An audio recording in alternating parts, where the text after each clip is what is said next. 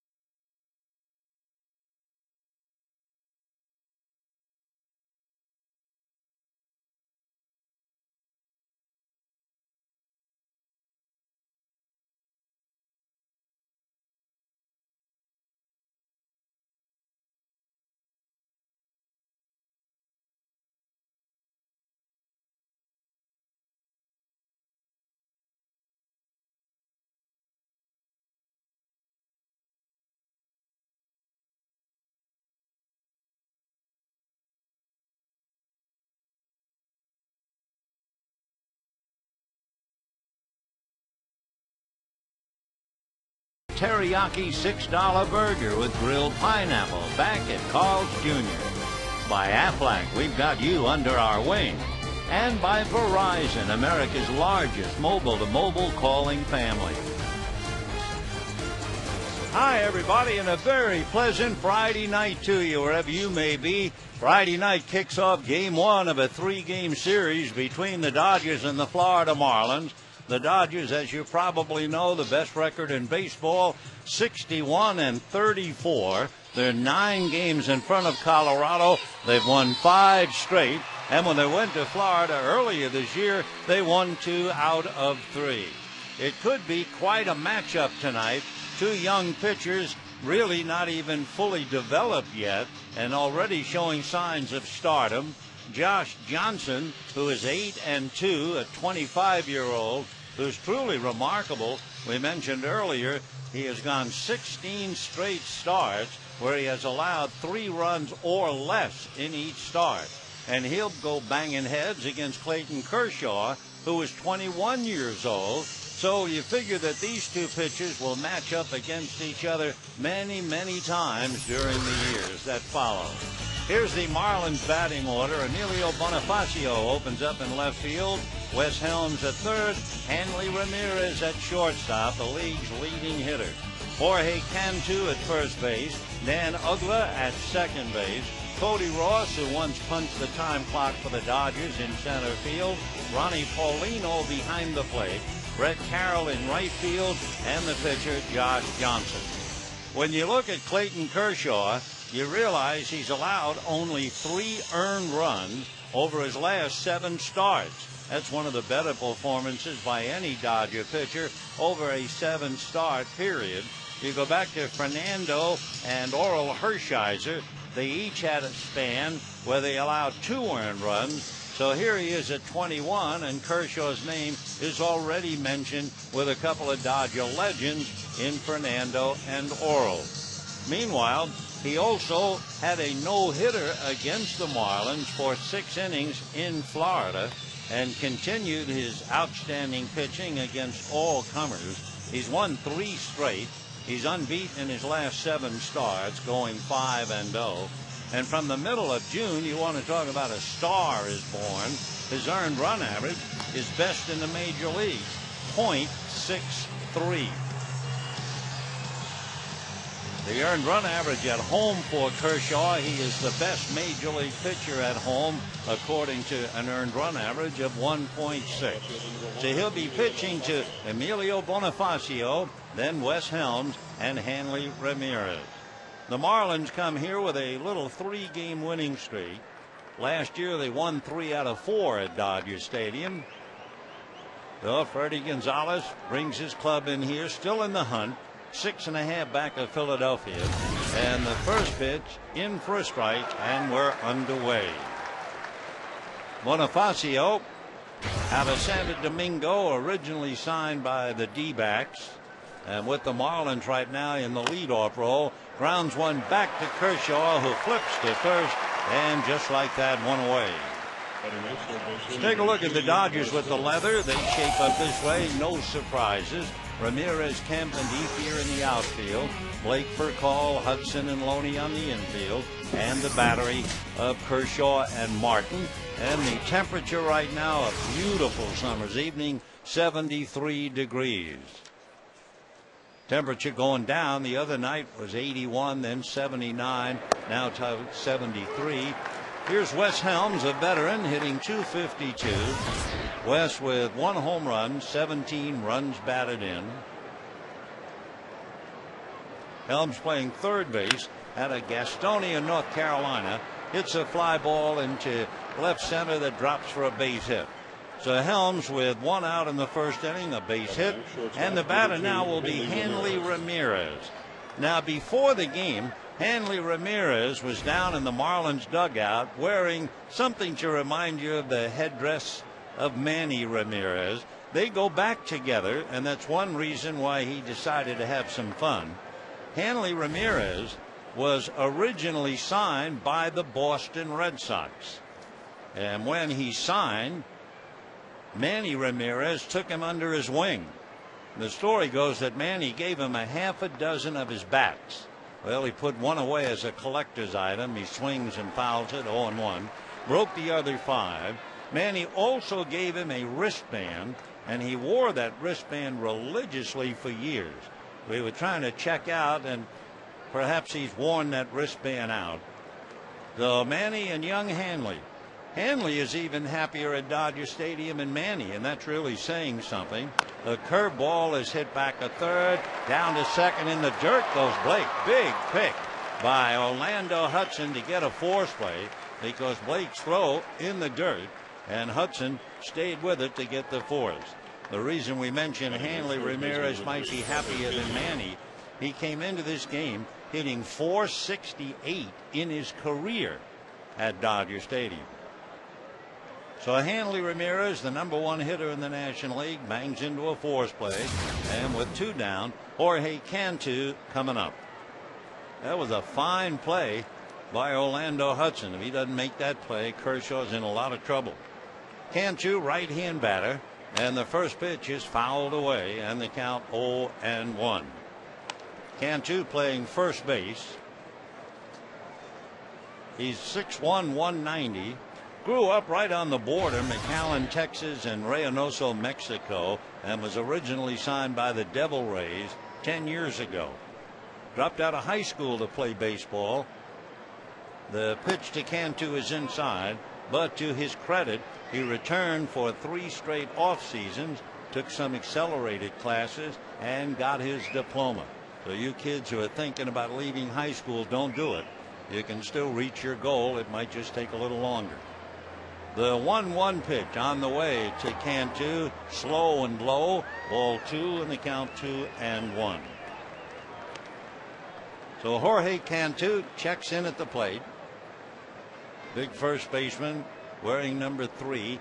As a little kid in Mexico watching television, he fell in love with Cal Ripken and always wanted to wear 8. 2 balls and 1 strike to count. Now the next pitch is low, blocked on his knees by Martin. 3-1 to count to Cantu with Dan Uggla on deck. Clayton Kershaw, who has 3 straight victories, 5-0 in his last 7. Had a no-hitter into the 7th inning when he faced the Marlins in Florida. 8-5 with the lead. Clayton ready in the 3-1 pitch. That's low and inside. Ball 4. So runners at first and second with 2 out in the first inning as Ramirez moves to second. And the batter will be Dan Uggla. Uggla. The name Uggla, by the way, traces back to Swedish roots. The family roots go to Sweden, and the name, which means owl, traces back to the 1300s, descended from a long line of Swedish noblemen. When Uggla broke in, he broke in big time. First year 27 home runs. Next year 31. The year after that 32. Dan takes a strike. He has 16 home runs right now. In the last 50 years, only 4 National Leaguers in a debut season have had 20 home runs and 7 RBIs. Albert Pujols, Orlando Cepeda, Frank Robinson, and you guessed it, Dan Uggla.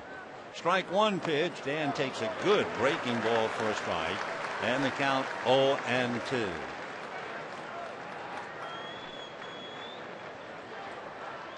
So Kershaw with his hands full here. 2 on, 2 out, first inning. Ramirez at second, Cantu at first. 0-2 the count to Dan Uggla, batting .232. Kershaw ready. Here he comes. Drops it low in the dirt. Another block.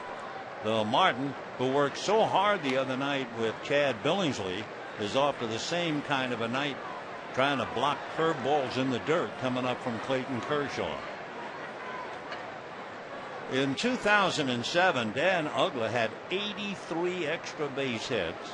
27 home runs, broke Joe Gordon's home run record for a rookie second baseman. 1-2 fastball is swung on and missed, and down goes Dan Uggla.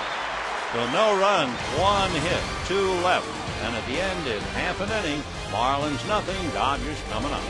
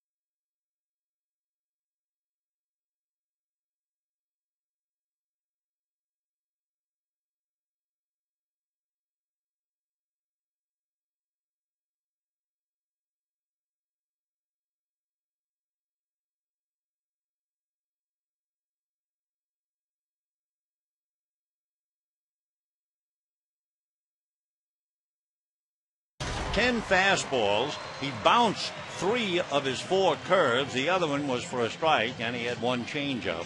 So here comes the Dodgers against the Florida Marlins, and the Dodger lineup reads for call Hudson Ramirez, Ethier, Blake and Loney, Martin Kemp and Kershaw.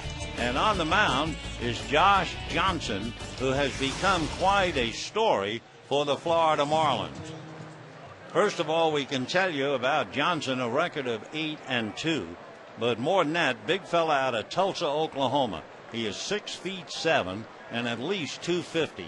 Comes over the top with a fastball outside, ball one, 1-0.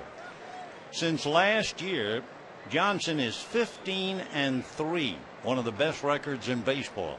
The 1-0 pitch for call runs up, takes it high, ball two, 2-0.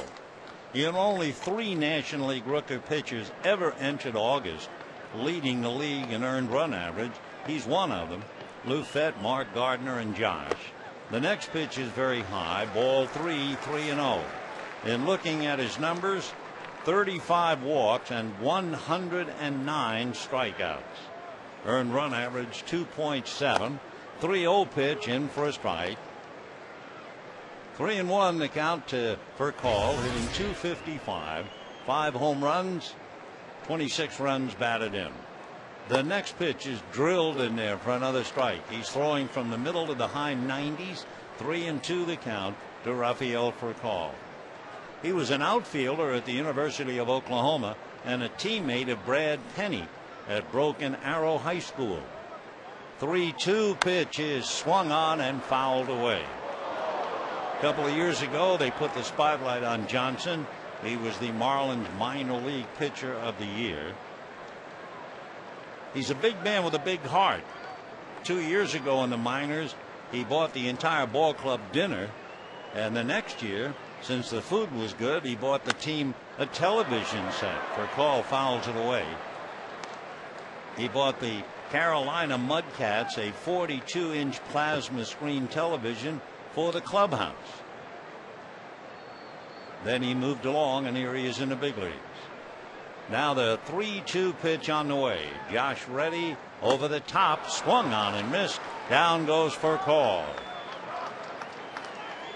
So Kershaw ended the first with a strikeout. Johnson begins the first with a strikeout. Hard breaking ball that dips in to nail for call. That would be strikeout number 110. Johnson is very consistent this year. At home, 4 wins, 1 loss. On the road, 4 wins, 1 loss. And now the batter, Orlando Hudson. No score, bottom of the first inning. We're just starting on a beautiful Friday. Fastball low, ball 1, 1-0. Jeff Nelson turning his head on that fastball down just in case it hit the dirt and exploded. 1-0 to Orlando, hitting .288. 7 home runs, 49 runs batted in. Back comes another pitch foul to the screen, and it's another 95-mile-an-hour fastball. So 1 ball and 1 strike. With Johnson, he'll get a fastball, hard slider, and a changeup. He has that good downhill plane at 6'7", standing on a 10-inch mound. The 1-1 pitch on the way, and that's a fastball away, ball 2, 2-1 the count. Took a little off that one. That was just 90. Johnson ready. Josh 2-1 pitch is swung on. Little roller up along first. Picked up there by Cantu, who steps on the bag. And we have 2 down in the first inning. And the batter, Manny Ramirez. For the Dodgers, left fielder, number 99, Manny Ramirez.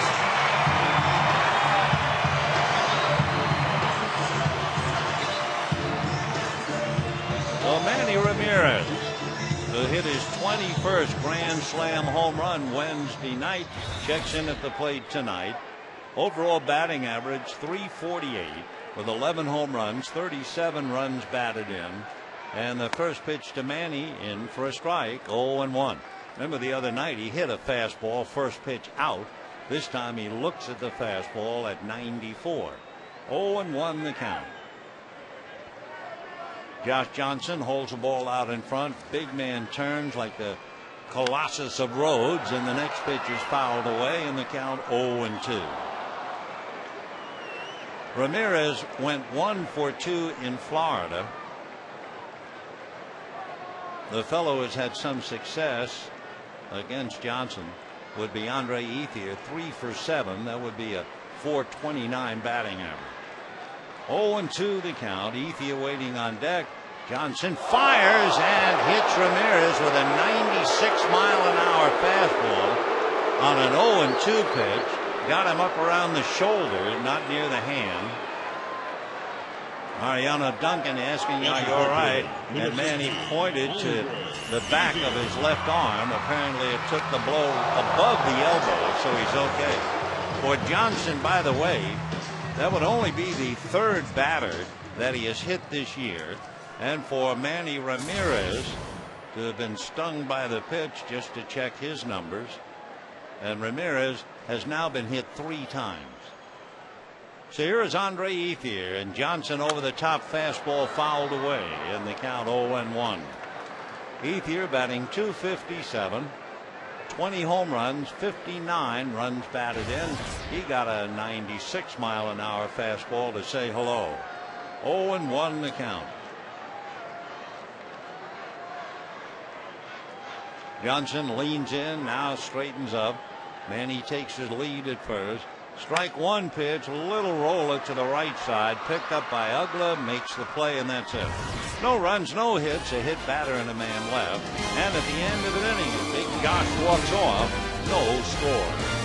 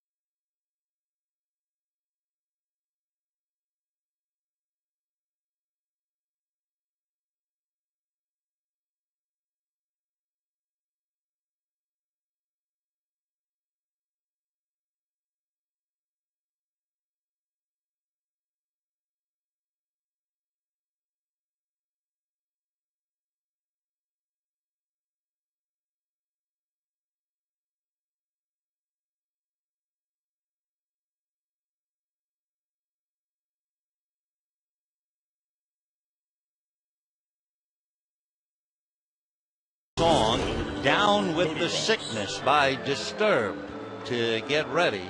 Well, I don't know if he's been singing or not, but he sure makes an impression at 6'7", 250, throwing in the high 90s. And we go to the second inning, no score. Former Dodger property Cody Ross will lead it off. Cody out of Portales, New Mexico, lives in Carlsbad, originally drafted by the Tigers, but he came up to the Dodgers in 2005. Cody, right-hand batter, swings, fouls it back, and the count 0-1. Cody hitting .267. He has 14 home runs, 52 runs batted in. Injuries seem to run in the family.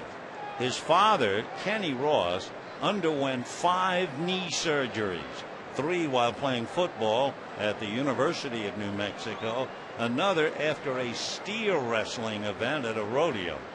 His sister hyperextended a knee long jumping and tore her ACL playing basketball.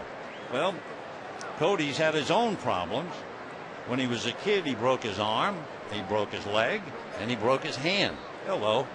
Strike one pitch is a breaking ball inside at the point of the elbow. 1 ball and 1 strike. 7 years ago, he broke a big toe when he crashed into an outfield wall. Through it all, he's been playing and playing well. The 1-1 pitch, breaking ball strike, little slider, 1 and 2 the count. Clayton Kershaw trying to make it 6-0 and 4 straight, trying to pick up his 9th win of the year. Played and ready, and the 1-2 pitch on the way. The left-hander bends a curveball for strike 3 called, and it was a beauty. So Ugla struck out on a fastball. Ross goes down on a curve. 1 minute it's up there, and the big spinner drops right into the zone. One away, and Ronnie Paulino, big catcher. You may remember that name. Paulino at one time with the Pittsburgh Pirates. So big Ronnie, and if nothing else, it's not a bad sized battery. That's a strike. You have Paulino, who is 6'2", 225, and Johnson 6'7", 250. Strike 1 pitch on the way. Paulino, a big swing and a miss. Hitting .245. He has 4 home runs, 15 runs batted in. His first year with the Pirates, he got everybody's attention. He was in 129 games, and he hit .310. Strike 2 pitch, fastball off the plate. Not to say that the .310 was an aberration, but he's never come close to hitting it again. As big as he is, last year he lost 15 pounds at least before spring training. 1-2 pitch, fastball outside. 2-2 the count to Ronnie Paulino. Signed by the Pirates, came up to Pittsburgh in 2005, and then 6 and 7, and then came over to the Marlins this year. Fastball is reached for and slapped into right center for a base hit. Matt Kemp over to pick it up. So a 1-out single by Paulino into right center field, and the batter will be Brent Carroll. Dodgers and the Marlins.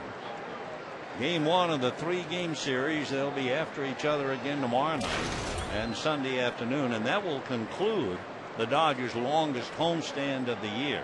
They'll then go out, and it will be a hot weather road trip. 4 games in St. Louis and 3 in Atlanta. By the way, did you hear about the deal today? Matt Holliday went to St. Louis to join Albert Pujols. There's a shot up the middle off the bat of Carroll for a base hit. Paulino stops at second and holds. So Brett Carroll out of Knoxville, Tennessee, all over that pitch. By the way, he has an older brother, Brandon, who works in the moving business here in Los Angeles, movie production business. So I'm sure he has some folks here to root him on. So with 1 out, singles by Paulino and Carroll. First and second, and the batter will be the pitcher, Josh Johnson.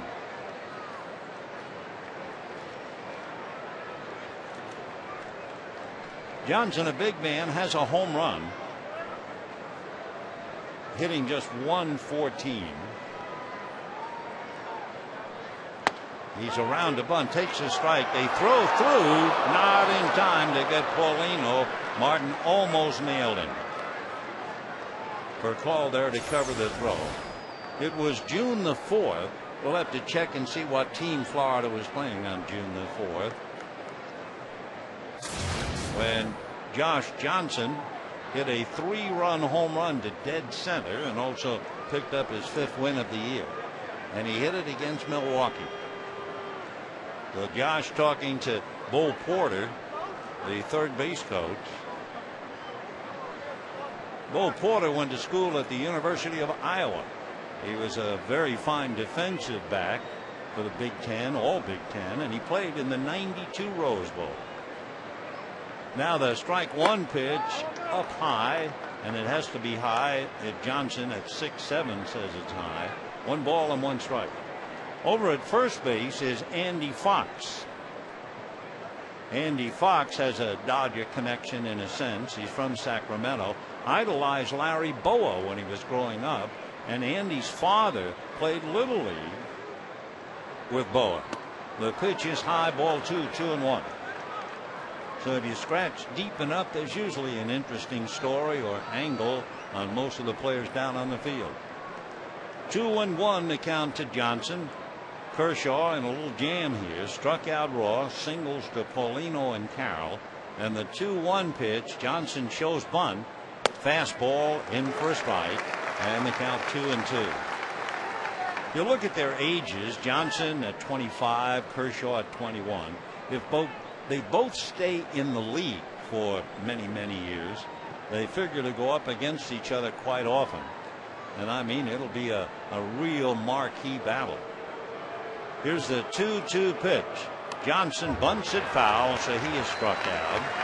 Third strikeout for Kershaw.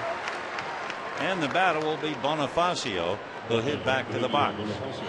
But Johnson unable to move his men along, and he did have 5 sacrifices. Bonifacio, who had a Dodger connection in the sense in the Arizona farm system. He was originally drafted by the Diamondbacks for 2 years. His manager was Brett Butler. So Emilio came up briefly last year with the D-backs, the same the year before. Now trying to play every day. He's a switch hitter, batting right-handed. 2 on, 2 out, second inning, no score, and a little roller to the right side. Hudson gobbles it up, throws him out, and that's out. No runs, 2 hits, and 2 left. Marlins have left 4 in the first 2 innings. And at the end of an inning and a half, no score.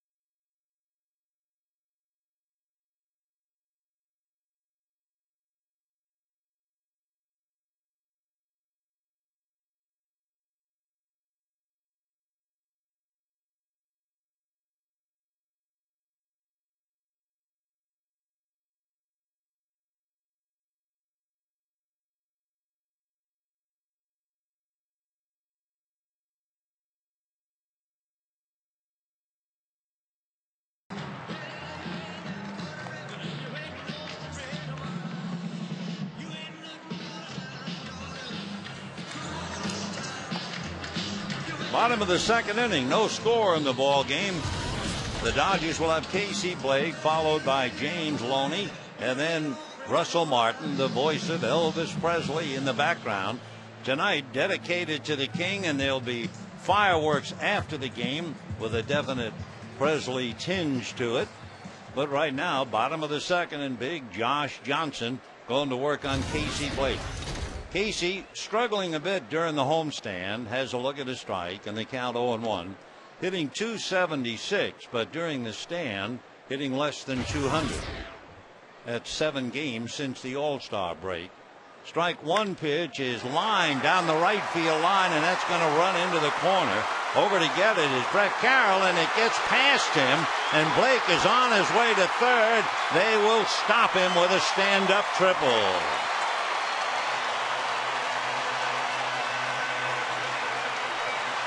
You know how the wall curves in right field, and Carroll, contrary to the music man, didn't know the territory. The ball went down the line, hit the wall, and then kicked right on by him and went beyond the bullpen gate. By the time he picked it up, he was out in straightaway right field. And for Casey Blake, a big triple, his third of the year. So Brett Carroll burned out there in right field, and now the batter is James Loney. The Marlin infield comes up. Hanley Ramirez, however, is halfway at shortstop and backing up even more. Out of a stretch goes Johnson. Loney, with 58 runs batted in, takes a strike. In on the hands, 0-1. James hitting .283, 7 home runs, 58 runs batted in. He's hitting .316 during the homestand, and for the last 2 weeks he's had a great on-base percentage. Strike one pitch on the way is low and inside, 1-1. Loney's on-base percentage for the last 2 weeks, well over 400, actually 431. 1 RBI behind Ethier. Andre has 59, so Loney has a shot with a runner at third of tying him here. 1-1 pitch on the way is fouled off, and the count 1-2. For the Dodgers, one of their trademarks this year is the fact that no team has scored first in more games than the Dodgers under Joe Torre. Dodgers have scored first in 59 games. One reason they have such a great record at the end of 95. So 1-2 the count to Loney. We'll see if he can get Blake home. Johnson deals, chopper back to the mound. Johnson, a good play to take care of Loney. So 1 away, and Blake is still at third base.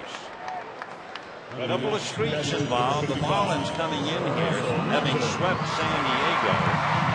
Well, they've won 3 in a row, and the Dodgers have won 5 in a row.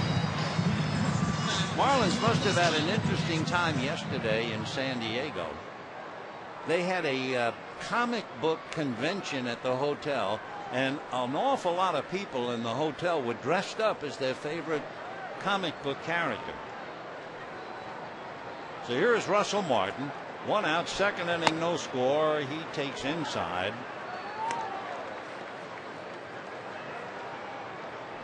Russell, 2 home runs, 28 runs batted in. No score, bottom of the second inning.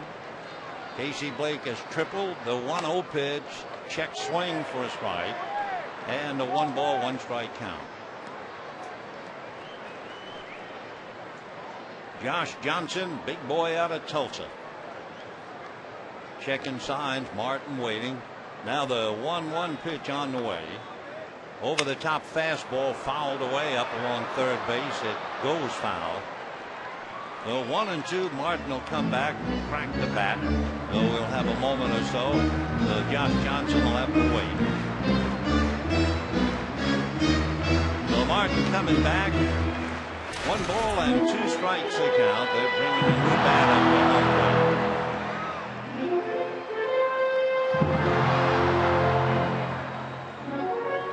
Josh Johnson out on the mound was twice named National League Rookie of the Month. He had a stretch of 5 starts where he had an ERA against 1.3. And who are the opposing pitchers? Pedro Martinez, John Smoltz, Roy Halladay, and twice against Jason Schmidt. 1-2. Blake down the line from third. Johnson ready, and the pitch to Martin is taken high and away. 2 balls and 2 strikes.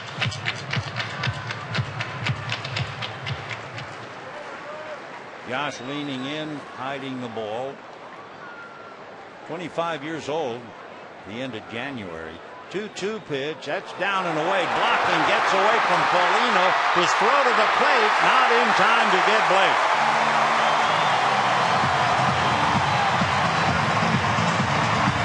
So the Dodgers take a 1-0 lead. And for the 60th game, they score first. Remarkable. And Blake will come in on what we assume is a wild pitch. So Johnson, a tough luck pitcher. Ball hit down the right fight line that might have been a double. Got away from Carroll for a triple. And now his wild pitch gives the Dodgers the run. So Martin up there, 3-2 the count. Blake just did get in underneath the tag by Johnson on the toss back by Paulino. Next one is a ground ball to first. The play will be at the bag. So if that had happened without the wild pitch, Blake would still be at third. And Steve, with 2 down here in the second inning, we'd like to remind you that Sunday, head to the beach, Bleacher Beach at Dodger Stadium. Enjoy unlimited barbecue, a Dodger floppy hat, a private beach party presented by Bud Light. Party starts at 11:40. To purchase tickets, visit Dodgers.com/beach or call 866-DODGERS. 2 down, 1-0 Dodgers. And here is Matt Kemp, and he takes a strike. So in the inning, Blake got the triple. Loney hit back to the box. The wild pitch picks up the run. Martin grounds out. 0-1 to Matt, batting .320. 13 home runs, 55 runs batted in. Drives one to right. Back goes Carroll, still on the grass, and makes the catch for the out. So the Dodgers fortunate to get a run, but they will take it. A triple for Casey Blake. The wild pitch picks him up, and it is 1-0.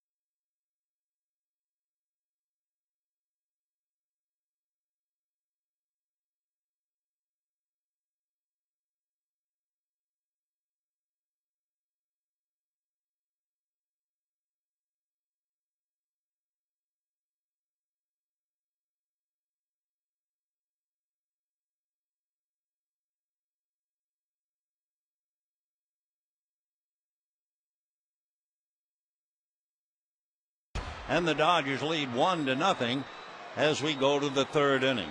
By the way, we mentioned earlier the fact that Matt Holliday went from the Oakland A's to the St. Louis Cardinals. Well, Holliday played for the Cardinals against Philadelphia tonight. All Matt did was go 4 for 5. He had an RBI and a stolen base, and the Cardinals hammered the Phillies 8-1. Meanwhile, Emilio Bonifacio at the plate. Right-hand hitter takes a strike, hit back to the box in the first inning. He had a great way to start the year. Opening day against the Washington Nationals, he had an inside the park home run and went 4 for 5, scoring 4 runs, and he also had 3 stolen bases. One-man gang who came to the Marlins from the Nationals. So that had to really hurt. 1-1 pitch on the way. And Bonifacio takes a breaking ball strike, slider that jumped in there. 1-2. Deal that sent, among others, Josh Willingham to the Nationals, brought Bonifacio to the Marlins. 1-2 pitch on the way, swung on and fouled off. Curveball. Bonifacio kept waiting and just did foul it back.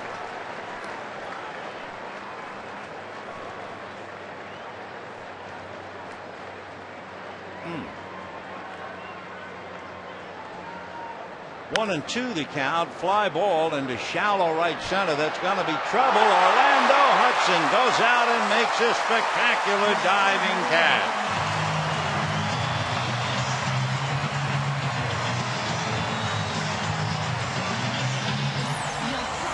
A very tough play for a second baseman. Among other things, he has to know Kemp is on one side and Efi is on the other.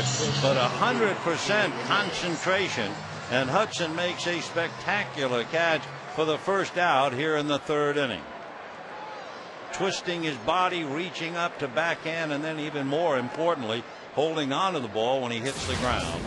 So that'll bring up Hanley Ramirez, who hit into a force play in the first inning. Orlando 3 times winning the Gold Glove and winning in each league, and puts that glove in the display case tonight. as Hanley Ramirez takes off the plate, ball one. Ramirez came into the game leading the league in hitting at .347. The big story, I guess, within is what about Albert Pujols? Ramirez and Pujols, when the day started, Pujols, who is a career .327 hitter before the All-Star game, is a .344 hitter after. So Ramirez will be chased right down to the wire at least, and Hanley takes low ball 3-0. Ramirez has never won a batting title. He has always hit exceptionally well, .341 in September, but only .305 in August, and with quotes around the word only. So he draws a walk with one out here in the third inning, and the batter will be Jorge Cantu. First baseman number 3. 1-0 Dodgers, top of the third. Dazzling play by Orlando Hudson on the ball hit by Helms. Now the walk to Ramirez. Cantu walked in the first inning. Game 1 of the 3-game series. The pitching for the series. Tomorrow, Rick Vandenherk will go against Hiroki Kuroda. Sunday, Chris Volstad and Jason Schmidt. So Cantu, and there's a beach ball loose in right field, so timeout for the moment.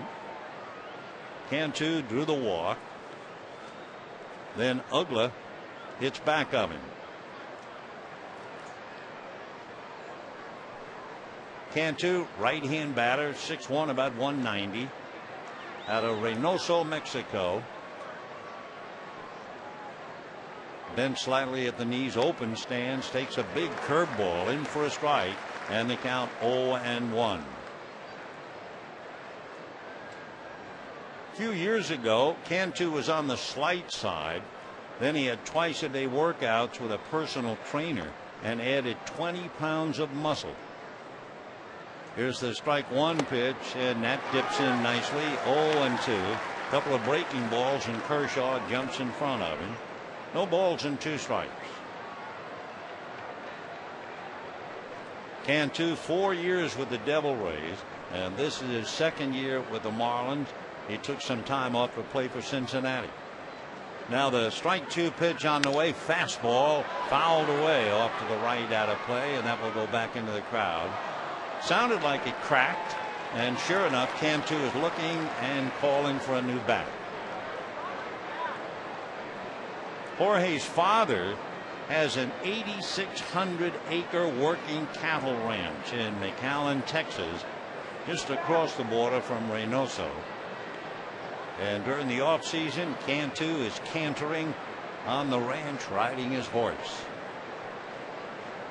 Something like 30 pairs of handcrafted Lucchese cowboy boots. So the Cowboys at the plate. Strike 2 pitch, another breaking ball but low. 1-2 the count. 2 years ago, he was the star of Team Mexico in the World Baseball Classic. 2 home runs, 8 RBIs. Right hand hitter waiting. 27 years old, and the 1-2 pitch, fastball pulled back a third, backhanded by Blake to Hudson, who drops while in the act of throwing, so it'll be a force play. So a 5-4 force play. Dodgers not able to turn 2 now. They had a chance on the ball hit by Ramirez in the first inning, and Blake threw low. Hudson made a good play to get a force. Now Hudson gets a good throw and just drops the ball while in the act of throwing. So 2 down, third inning, 1-0 Dodgers, and Dan Uggla at the plate. The Owl.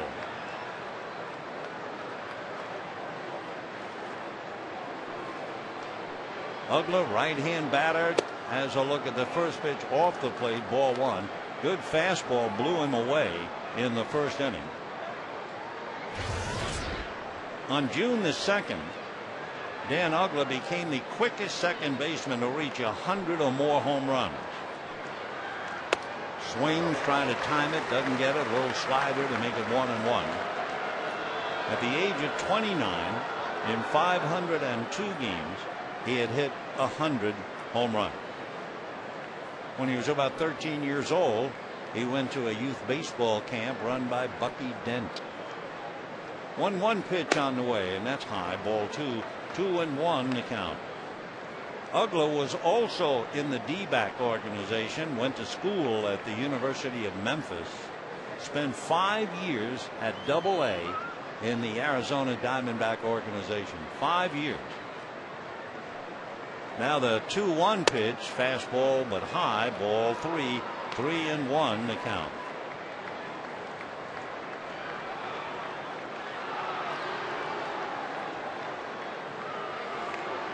Kershaw with runners on base in every inning. And the 3-1 pitch to Ugla. Left-hander deals fastball lifted to shallow right. Coming in a hurry is Ethier. He's there to put it away. So no runs, no hits, a man left. And at the end of 2.5 innings, thanks to a dazzling play by Orlando Hudson, it's still 1-0 Dodgers.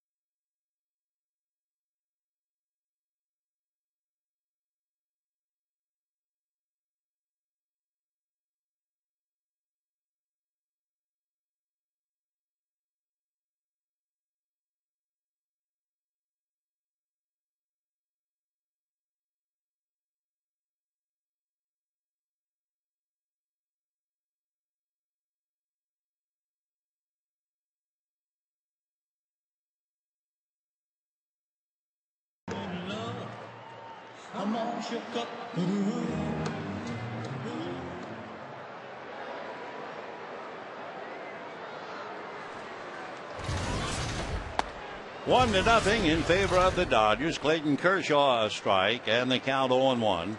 He'll be followed by Furcal and Hudson. Now Johnson, strike one pitch, swung on, little foul off third. It will go back into the crowd and the count 0-2. If you joined us a wee bit late, Casey Blake led off the second inning, hit a ball down the right field line, normally a double, but as it curved with the wall itself, it fooled Brett Carroll, and Casey took the extra base and came home on a wild pitch, and that's the difference up to here. Strike two pitch, fastball just off the plate. 1-2 the count to Clayton. Kershaw has 4 hits, 29 at bats, and he has struck out 7 times. Fouls another pitch off. So it's still 1-2 to Clayton. The Marlins tied for second with Atlanta, 6.5 back of Philadelphia, and the Phils were demolished by the Cardinals tonight. Kershaw swings at a pitch in the dirt. The out has to be recorded at first, and just like that, one away in the third inning. Say, join the Dodgers for the next Kids Appreciation Sunday with the Marlins and the next Webkins Pet of the Year. One of the hottest toys today. The first 15,000 kids 14 and under will walk home with a Lilkins Tiger. For tickets, visit Dodgers.com or call 866-DODGERS. We have a little tiger for you, little tiger. One away in the third. Rafael Furcal struck out in the first inning. Dodgers lead 1-0. Johnson ready. Here he comes. Fastball in for a strike. And the count 0-1. Johnson, a big man who throws as hard as you might expect him to throw, comes right back with another strike. And the count 0-2.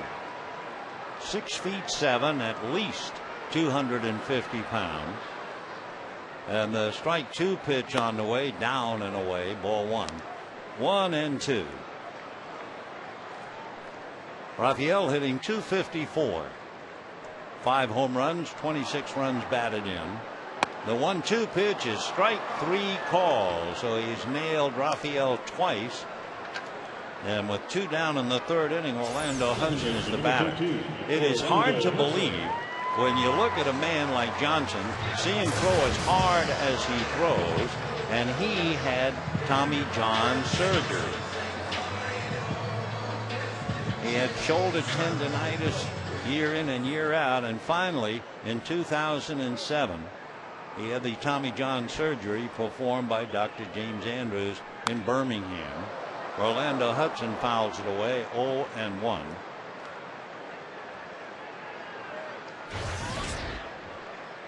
Johnson's problems, they say,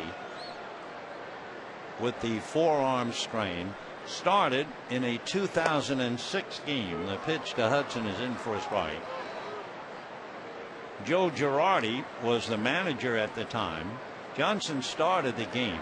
There was an 82-minute delay in middle September, and he went back out after the 82-minute delay. Pitch is grounded to short. Hanley Ramirez cranks it up and throws him out, and that's that. Johnson, they say, insisted on staying in the game, and Girardi was criticized. 1-0 in favor of the Dodgers.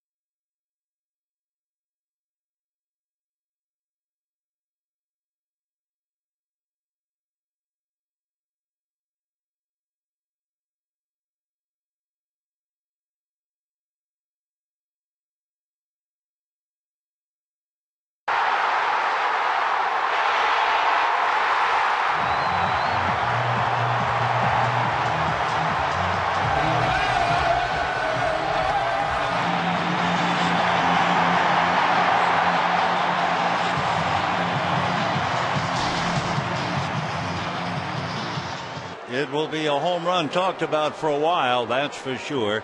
You know, when you more you think about it, the thing that made it amazing, as Kershaw ready to pitch to Cody Ross, this was not a game-winning home run in the 9th inning. This was not a walk-off home run. This was a home run that produced tremendous hysteria, and it was the 6th inning. Off speed for a strike. Cody Ross followed by Ronnie Paulino and then Brett Cowell. Ross struck out in the 2nd inning, caught looking at a curveball. 0-2. Cody's about 5'9", but 200 pounds. 1-2. A lot of people who watch Cody play day in and day out say he reminds them a little bit of Craig Biggio. 1-2. reached for a ball, hits a fly ball to right, looking up into that pink and blue sky. Ezekiel, one away. Ronnie Paulino will be coming up, and it's time for us to pose the Aflac trivia question. Which two players share the major league record for most grand slams in one season? You know, Lou Gehrig hit 23, but how about that? Two players sharing the record, most slams in a season. Hard ground ball, base hit off the bat of Paulino. So the big catcher is 2 for 2. Single to center and now singles to left. That is hit number 4 for the Marlins. They had back-to-back singles in the second inning. And now one out single by Paulino. And Brett Carroll coming up. Carroll, the right fielder, who had what is normally a double, get away for a triple, and that's the run in the game. Brett out of Knoxville, Tennessee. Hitting .262, 3 home runs, 9 runs batted in. His brother Brandon, in the movie business, has been involved in some big movies featuring, among others, Tom Hanks and George Clooney. 0-1. Big slow curveball. 0-2.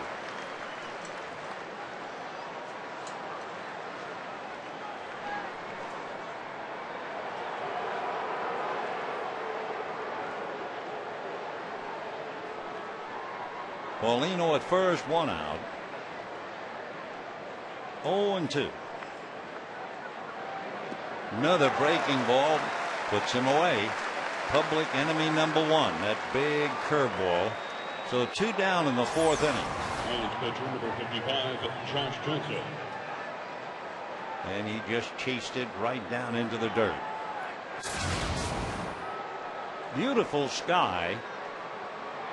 It's really blue with all kinds of pink tinges to it. Gorgeous summer's evening. 73 degrees when the game started. And of course, everybody in Southern California heaving a sigh. The heat is gone, at least tonight.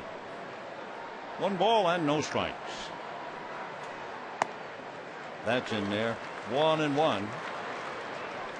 Johnson was up there trying to sacrifice in the second inning and struck out.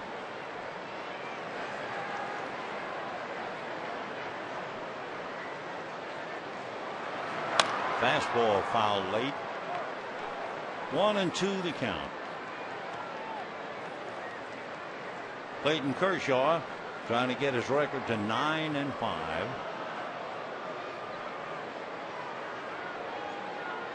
He is 5-0 in his last 7 starts.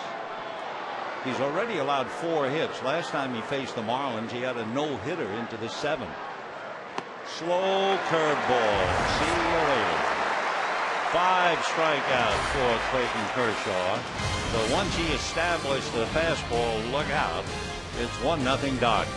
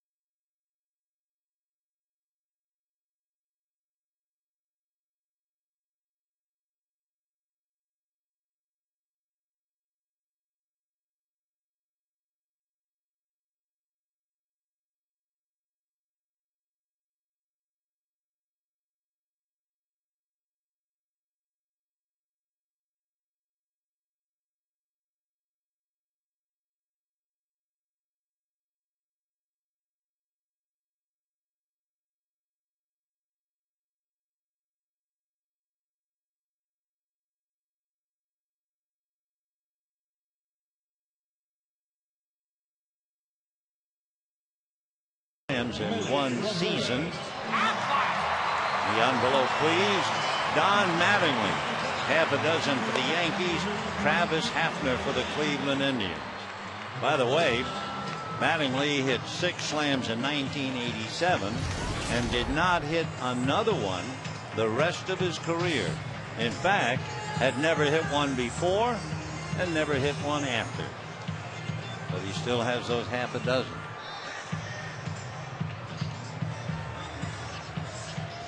Well, talking about slams, here's Manny.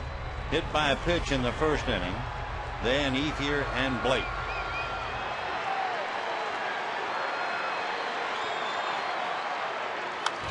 Fouled away. His slam came on the first pitch. Then the first pitch tonight he took for a strike. And now this at bat, he's swinging at the first pitch. Fouls it off. And the cameras are busy at work. The other night, the whole place exploded with flash bulbs. That's a strike. So fastball slider and the count 0-2.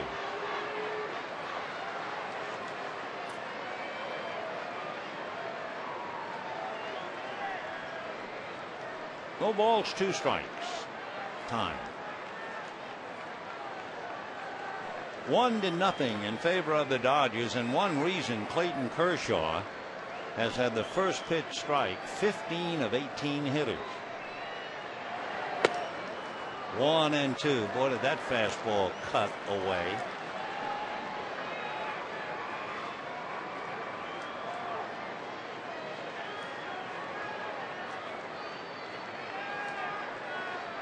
One and two. So a fastball away, then a fastball down and in. A little movement to it. 2 balls and 2 strikes. Big guy's throwing hard.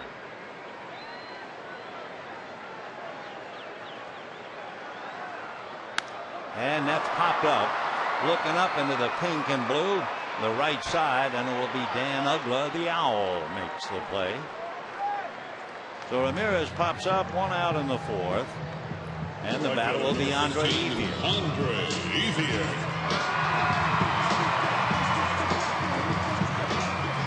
Ethier grounded out in the first inning, 0 for 1.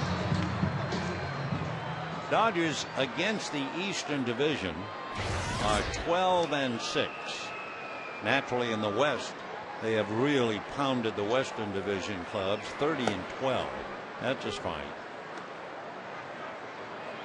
Among other things, the Dodgers beat the Mets 5 out of 6.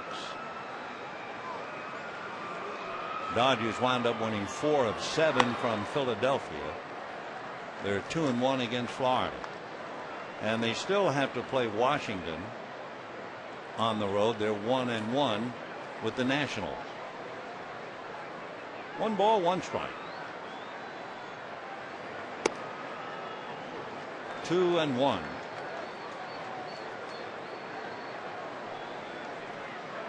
One out, bottom of the 4th. The only difference, the triple for Casey Blake and the wild pitch. Big chopper up the middle for a base hit. So Andre was 3 for 7 coming in. Now he is 4 for 9 against Johnson. And here's Casey Blake. Dodgers 1 run on 2 hits.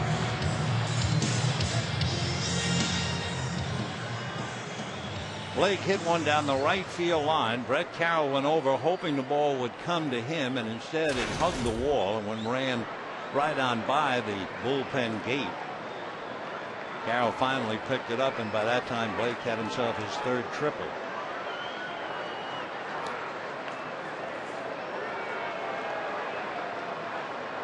Ethier has stolen 4, but he's been caught 3. Casey has struck out 71 times, so it's not a good combination to put a play on. 1 ball and no strikes. Casey hitting .278, 12 home runs, 57 runs batted in, and checking with Larry Bowa.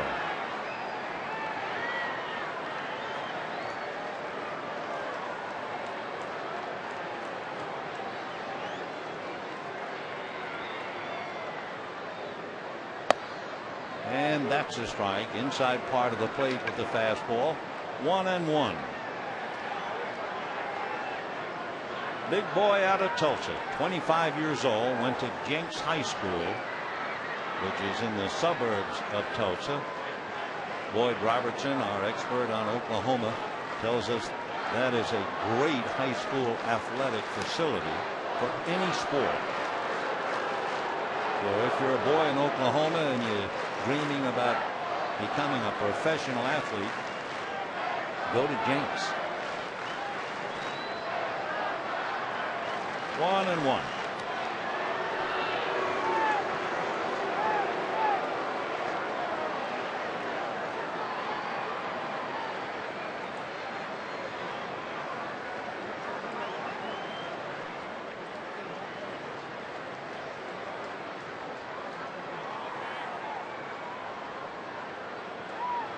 Fastball 1-2. Everything he throws is hard. Fastball, slider, an occasional changeup.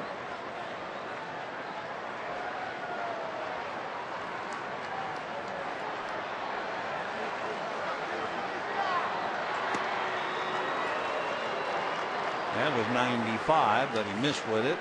2 balls, 2 strikes, 1 out, 1 run in for the Dodgers back in the second inning, and they lead 1-0. The battle between a couple of young right-handers, Josh Johnson and the left-hander Clayton Kershaw.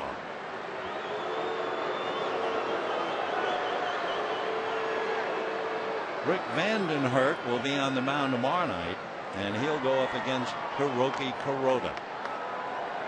2-2.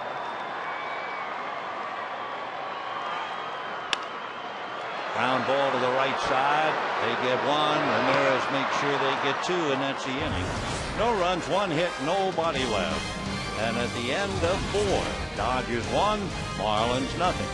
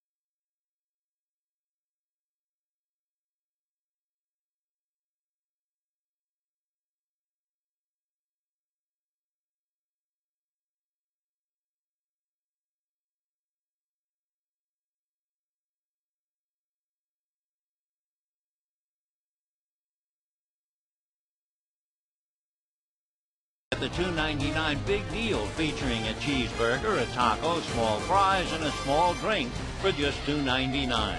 And by Hankook Tires. Tame the road with Hankook Tires. A triple and a wild pitch. That's the difference. Dodgers lead the Marlins 1-0 in the 5th inning. Clayton Kershaw battling Josh Johnson. Emilio Bonifacio, Wes Helms, and then Hanley Ramirez. Bonifacio, a couple of ground balls, 0 for 2, and a strike. And that's the thing that Kershaw has done so well so far. First pitch strike. He had 15 out of 18, and he starts off Bonifacio with 1. Fouled away. 0-2.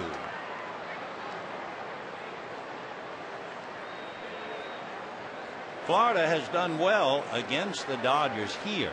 They've won 5 of the last 7 here, 3 of the last 4, but they lost 2 out of 3 at home. 1-2. Against the Western Division, the Marlins are a break-even 12-12 as the skipper Freddie Gonzalez looks on, and that's a flare over the glove for call. So Bonifacio opens up with a single to left, and Wes Helms coming up. For the Dodgers, this is game 1 of a 3-game series, so they have Saturday night and Sunday afternoon with Florida. Then they go out on the road, 4 games in St. Louis, and remember, in case you forgot about it, Matt Holliday is now a Cardinal to join Albert Pujols. So 4 with the Redbirds and the weekend with Atlanta. Then the Dodgers come back to play Milwaukee and Atlanta. There are 2 beach ball loose out in left field, so time for the moment. Wes Helms single to center and was robbed on a great play by Orlando Hudson, starting off things in the 3rd inning. 1 run, 2 hits for the Dodgers, no runs, 5 hits for the Marlins. Ball 1. Bonifacio is a base stealer. He has stolen 18 out of 25. Helms, with about 130 plate appearances, has struck out 32 times. So let's see if they put a play on here. Hanley Ramirez on deck. Dodgers thinking so.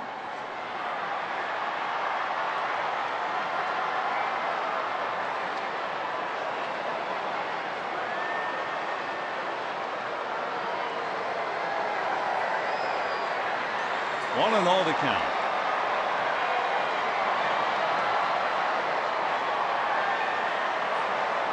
And Helms drives one to the gap in right center. Ethier on the dead run will have to chase it to the wall. And they're going to wave in Bonifacio. The relay and the throw, he will score. Stopping at second is Helms, and we have a 1-1 tie here in the 5th inning. Orlando Hudson relaying the ball from Andre Ethier, but Bonifacio runs too well, and he was in here. So Helms doubles in a run. The ball game tied 1-1, and now talking about speed, Hanley Ramirez will be coming up.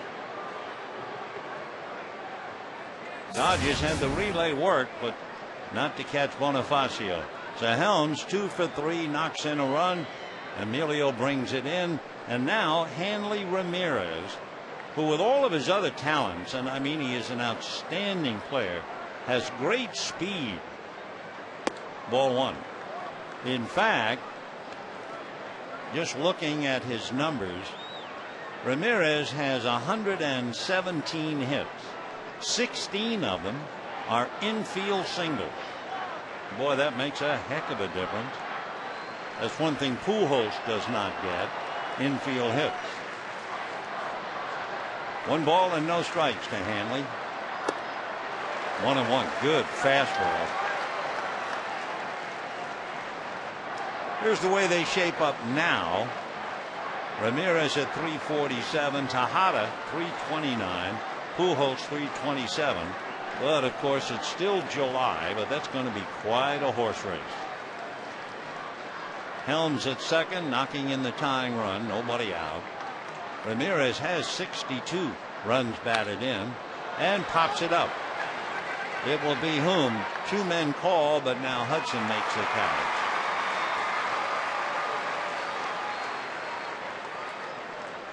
So Hanley Ramirez 0 for 2 with a walk, and the batter will be Jorge Cantu.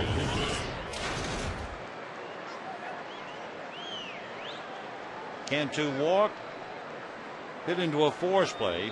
He hit that sharp ground ball to Blake, who threw to Hudson for what looked like the beginning of a double play. Orlando got 1, but then dropped the ball while in the act of throwing. 1 out, Helms at second, 1-1 tie. In for a strike. Big curveball. 0-1. What a pattern now for Clayton Kershaw. First pitch strike.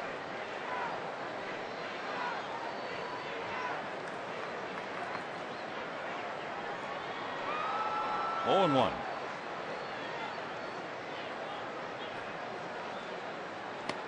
You know, the two pitching commandments: get the first pitch for a strike and get the leadoff hitter. Well, he's been getting the first pitch strike and he's been getting the leadoff hitter. But when he finally gave up a leadoff single, boom. Next thing you know, the run is in and the game is tied. Ball 2. Johnson has gotten the leadoff man except once, and that's when Blake tripled. And then his own wild pitch brought the run in, but big fella's even now. 1-1. 2 balls and 1 strike to Cantu. Nice save by Martin. 3-1. On deck, Dan Uggla.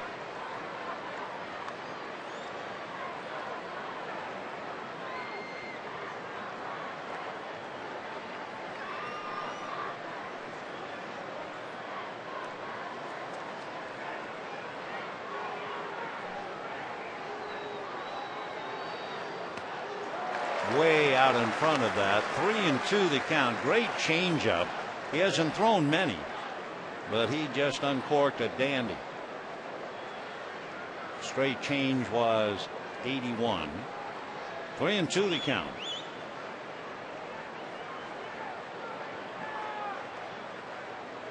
Fastball, and he missed.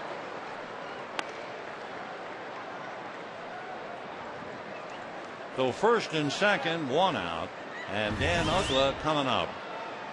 Marlins second baseman, number 6, Dan Uggla.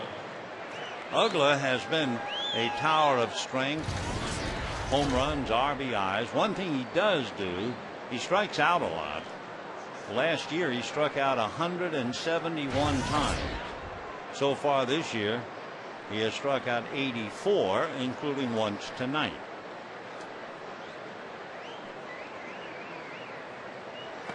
Off speed, little slow breaking ball, and that curve is in there. So again, first pitch strike. For his years with the Marlins, 123 strikeouts, 167, 171, and in the 80s right now. 0-1 to Dan.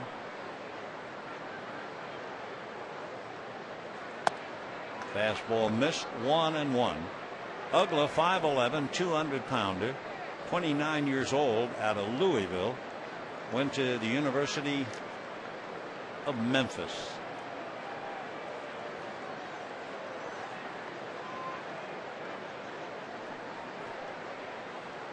One and 1. Ball 2, 2-1.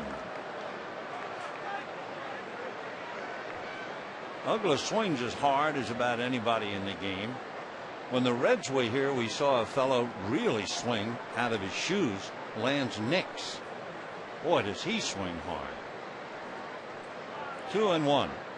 See that bat wiggle that Uggla has. Fights that off, fouls it away, no play for Martin. As far as that bat wiggle is concerned, it's not as severe as Gary Sheffield, but nevertheless it's a bat in motion. People asked him about it, and he said, I have no explanation other than it makes me feel a little comfortable. Came out of nowhere in that bat in 2004.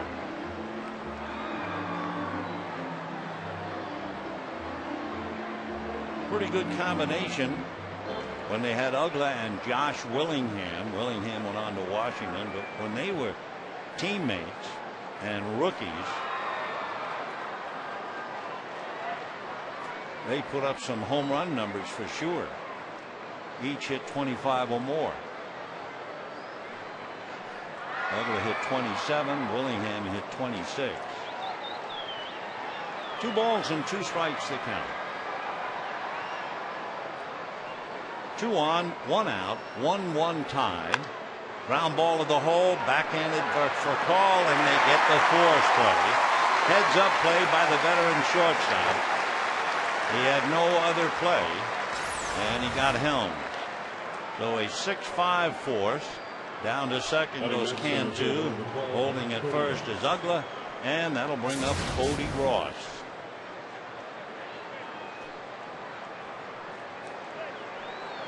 Two out in the fifth inning. Dodgers scored a run in the second. The Marlins picked it up here in the fifth. 1 run, 6 hits for the Marlins. 1 run, 2 hits for the Dodgers. Marlins have already left 6, and they have 2 men on here in the fifth inning. Cody Ross has 14 home runs, 52 runs batted in.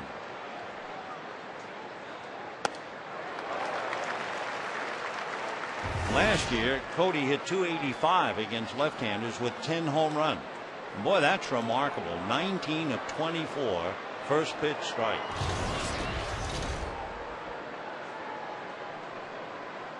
Interesting thing about Cody Ross and Hanley Ramirez. Cody started off the year in a terrible slump. He was hitting .115.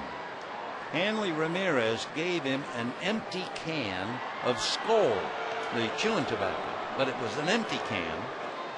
Ross put the empty can in his hip pocket, went out and played, and Pete Moylan threw a fastball and hit him on the can and in the can. Well, it seemed to shake him up. Here he is hitting .266, drives it to right. Ethier has a play. That's that. So the Marlins get a run on 2 hits, but they leave 2 more. They've wasted some opportunities. We have a 1-1 tie.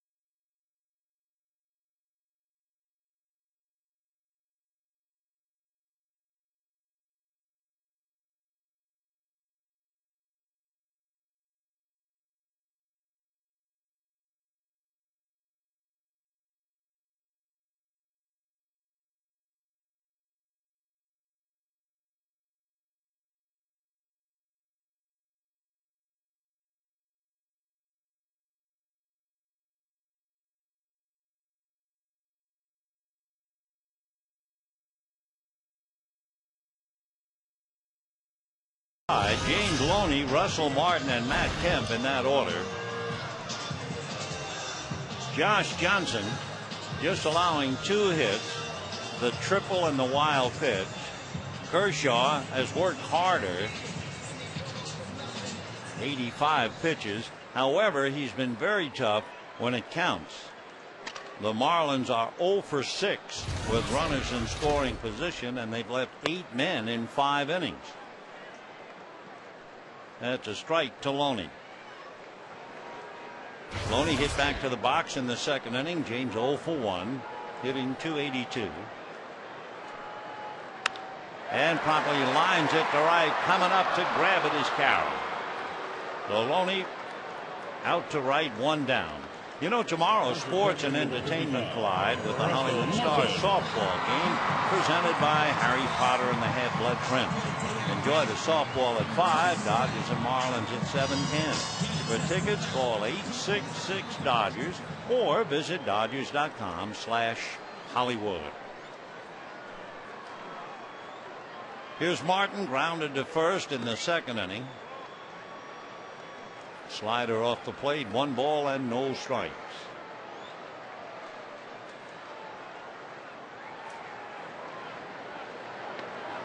Fastball, 1-1. Big guy rears back and it always seems to hit 95.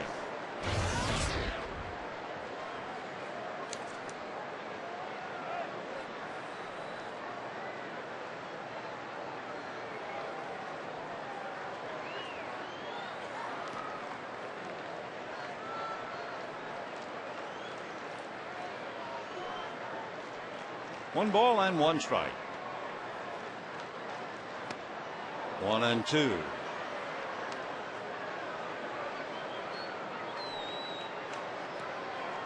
Johnson came in with a record of 8-2, 4-1 at home, 4-1 on the road.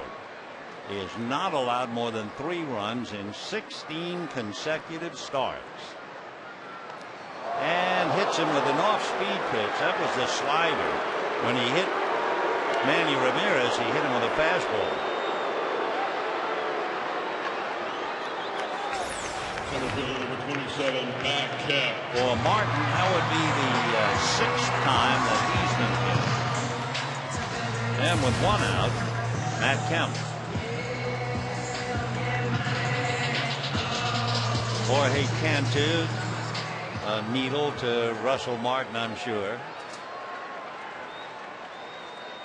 Yeah, got him there, right above the elbow.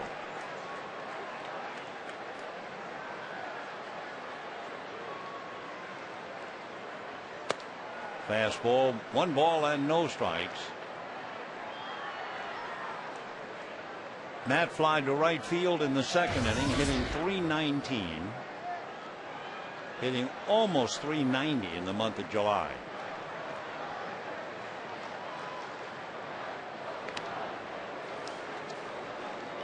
Martin at first base has stolen 8, but he's also been caught 6 times.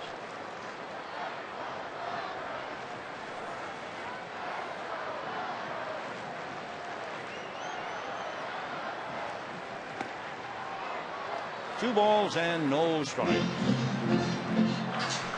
Dodger run in the second inning. Blake tripled to right on a ball that's normally a double, but as it came off the wall at the curve just inside the foul pole, it fooled Carroll for the extra base, and that was a key because the wild pitch got him home. And then in the 5th inning, Bonifacio singled to left, and Wes Helms doubled to right center to score him. 1-1 tie. The Dodgers have not done anything against Johnson, and the Marlins have stranded 8 in 5 innings, going 0 for 6 with runners in scoring position.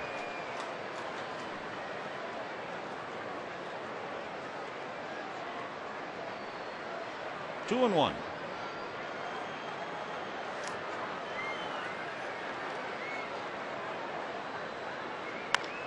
Ground ball wide at third. Nice pick by Helms for a force play.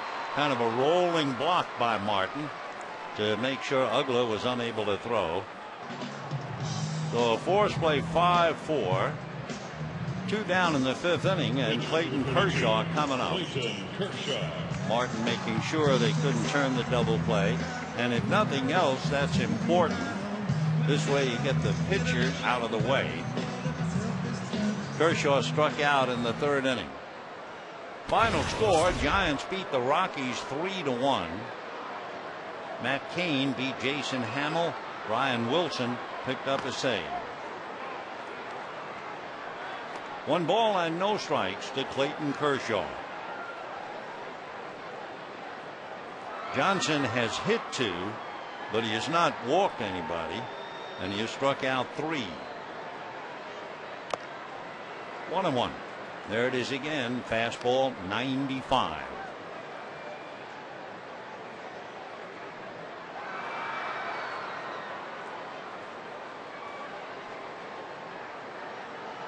1 ball, 1 strike.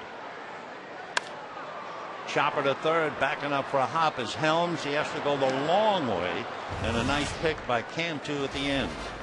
So no runs, no hits, a man left, and at the end of 5, a 1-1 tie.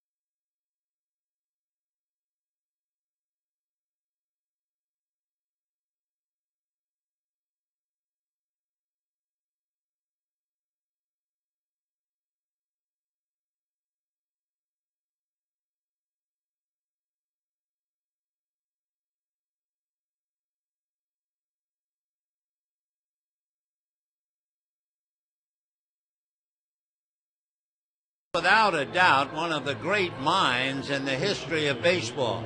No one seemed to know the game. No one was as much of a judge of a player's ability than Branch Rickey, who, among other things, invented the farm system. Well, on this day in 1967, Branch Rickey was recognized and sent in as a member of the Hall of Fame. He had died 2 years earlier at the age of 83. The Veterans Commission decided not to wait the usual 5 years, and so he went in. And, of course, the one thing that everybody remembers, it was Branch Rickey who went and looked for the black player to break the color line and came up with Jackie Robinson. So, on this day, 42 years ago, Branch Rickey going into the Hall of Fame at the age of 83. And, of course, ran the Dodgers for a couple of years, besides many years with the St. Louis Cardinals and the Pittsburgh Pirates. When he was with the Pirates, he was the one who made sure his players wore helmets. Now, of course, we take it for granted. Let's go back to this one.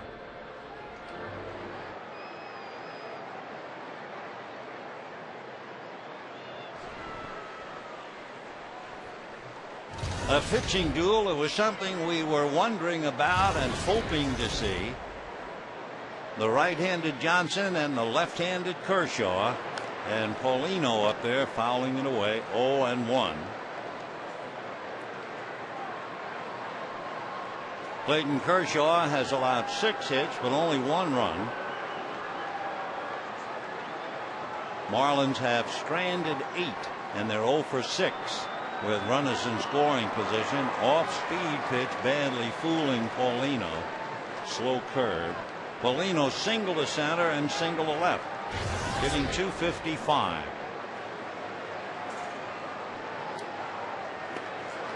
Bad ball, and down he goes.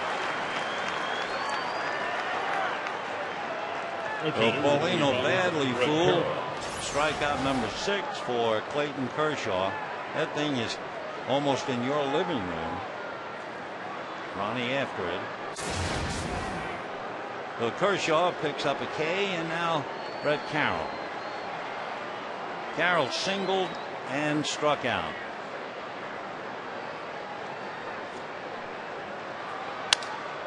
Lifts one to right. Coming up forward is Ethier. 2 down, top of the 6th, and a 1-1 tie. Down through the years, there have been so many great duels, not just one time, but over the years.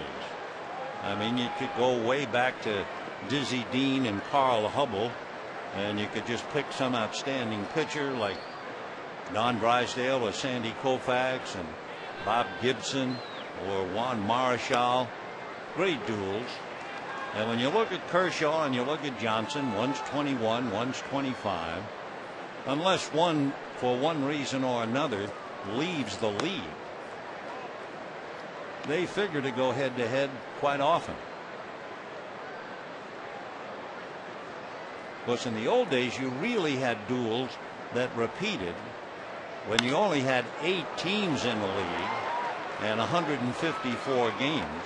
Each team played the other 7 teams 22 times. So the chances are that you'd get 2 stars going head to head maybe 4 times a year. Now with divisions, well, Johnson and Kershaw might face each other twice. So a 2-out single by Johnson, and the batter will be Emilio Bonifacio. Hit back to the box, grounded out, single to left. They're not going to hold Johnson. He takes his lead.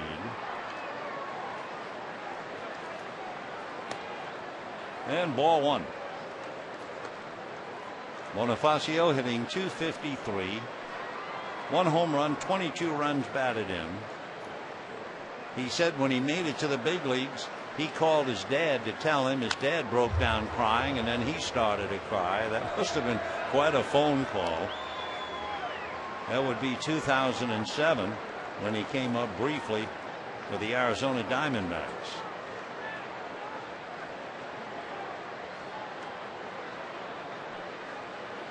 One and 1. 1-2. Bonifacio can play third. He can play second. In fact, you think of him as a second baseman, but he's now a left fielder.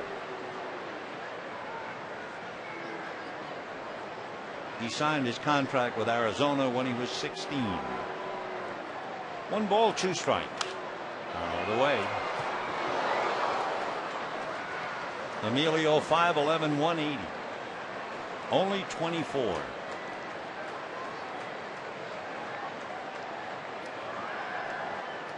Had as many as 61 stolen bases at Lancaster in the California League.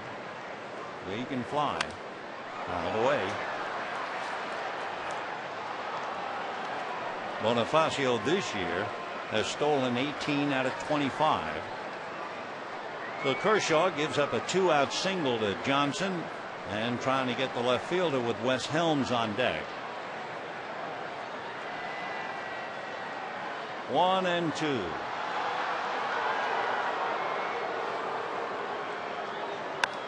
And that's a little flare. Out for it is Hudson. Trouble, and this time he can't make the play. And over to third goes Johnson. That was almost a repeat for the West Coast. Remember when Helms hit the ball in the 3rd inning? Orlando went out, similar play, and caught it. This time couldn't quite repeat the act. Looking over his left shoulder, lunging, just missed it. So Bonifacio, a fly ball single to right. Johnson goes all the way to third. The batter is Wes Helms, who is 2 for 3. And one of the things Kershaw has to wonder about is Bonifacio at first base. So if they run him, you would not expect Johnson to be trying to come in. Wes Helms has singled and doubled, hitting .262. And you can see Kershaw now is getting close to 100 pitches, 2 to go here in the 6th. Now with another runner in scoring position, it's Johnson. Helms with a chance to break the tie.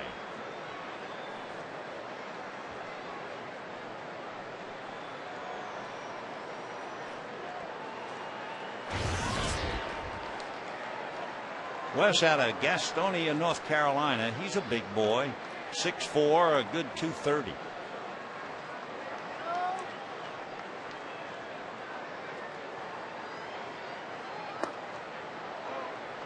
Misses with the slider. 1 ball and no strikes. Remember the big red machine? They had a second baseman named Tommy Helms. You may be old enough to remember. Wes is the nephew of Tommy Helms.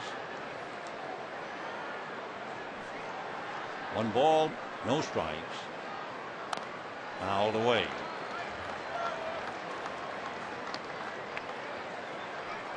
Helms with 18 runs batted in.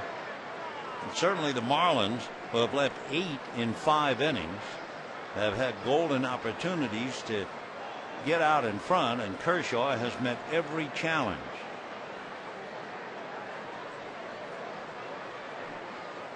One ball and one strike.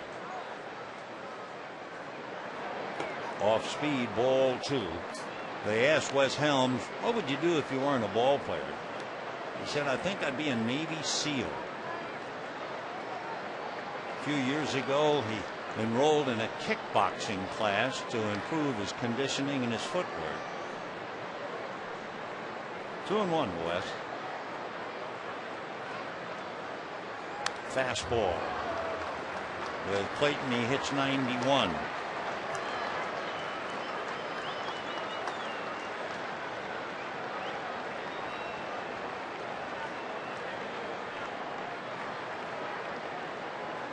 Helms, way back with the Brewers, hit as many as 23 home runs. He hit 5 last year and 5 the year before, and he has 1 this year. Originally signed by the Braves. Fouled off his foot. 2 balls, 2 strikes. Wes came up with the Braves back in 1998, stayed with them through 02. Now, since he has gone over 100 pitches, the Dodgers are going to back up Kershaw with James McDonald.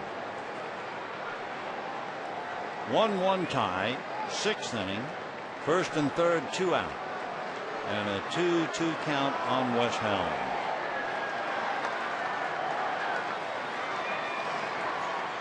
In the dirt, way off to the right. The run will score easily. And down to second on the wild pitch goes Bonifacio.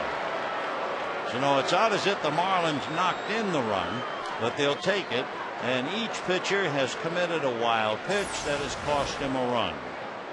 So Johnson, wild pitch Blake home. And now Kershaw, wild pitches Johnson home. And the Marlins lead 2-1.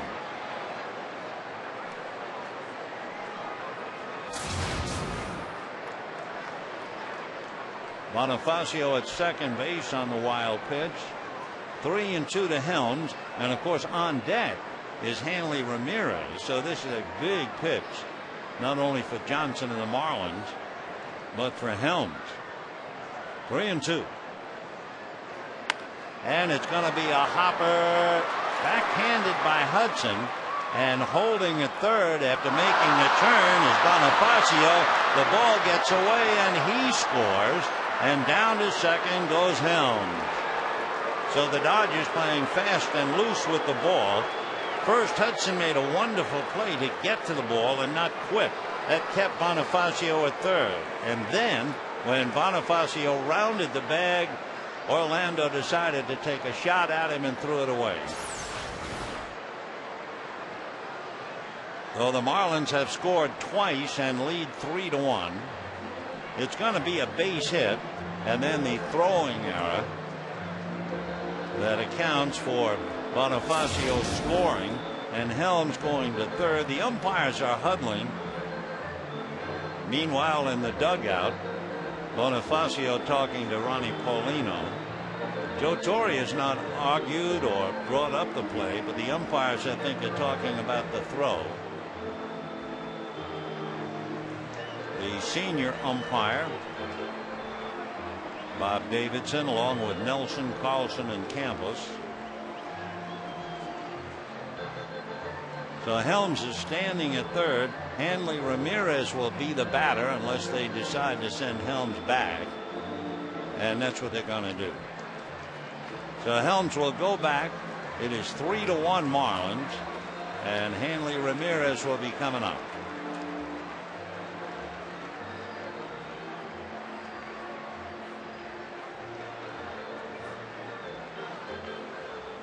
Freddie Gonzalez coming out to talk about the play. Orlando Hudson was out there in shallow center, tried to throw the ball to third, missed his target, and the ball hit the protective railing in front of the Dodger dugout. And even though he was over to try and back up, the ball got away so that Kershaw couldn't pick it up. Freddie Gonzalez is still talking about the throw from Hudson and where it hit the railing. But not appear to be much of an argument as it is a discussion. Orlando annoyed at himself. So Freddie, who escaped with his family from Cuba, though he certainly knows about hard times, he was on a freedom flight. He was about 3 years old. Now Joe Torre is going to come out because now they've sent Helms back to third base.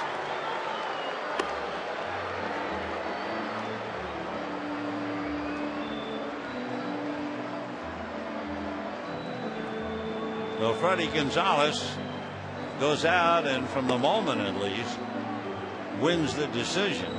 He gets his man to third. 3-1 in favor of the Marlins. And Torre is just doing a lot of listening from Jeff Nelson. Nelson has been a major league umpire for 11 years.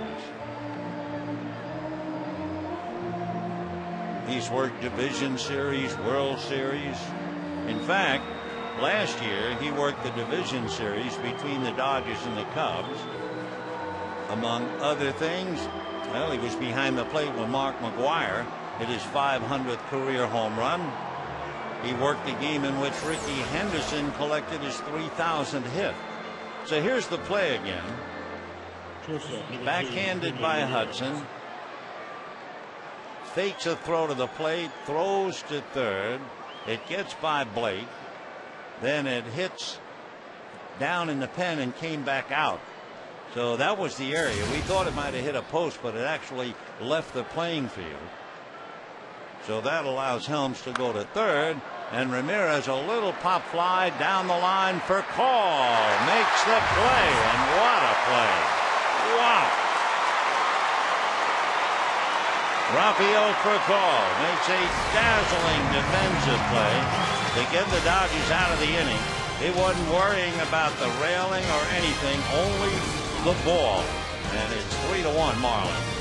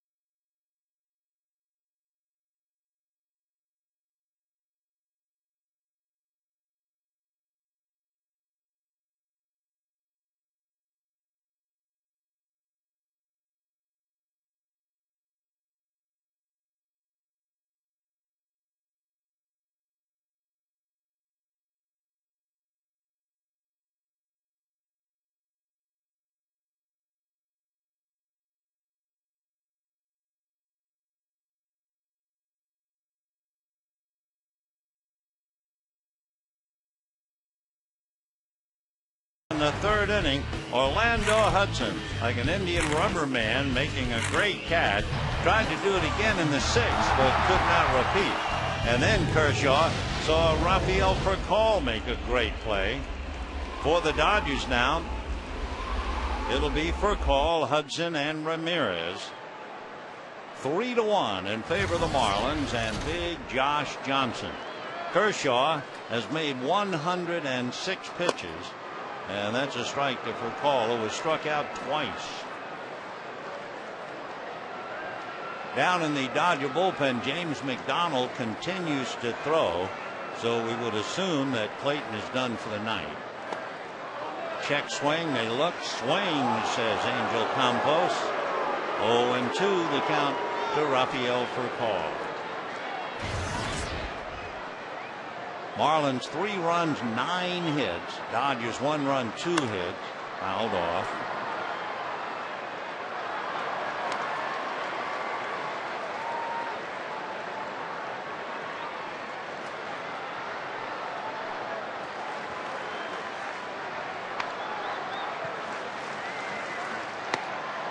Just missed 1-2 the count.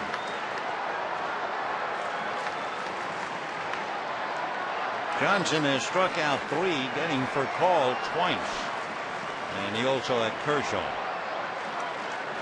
A ball loose from the Dodger bullpen. Retrieved by the left fielder Bonifacio. So time out for a moment. 3 runs, 9 hits for the Marlins. 1 run, 2 hits for the Dodgers. Hard ground ball, make it 3.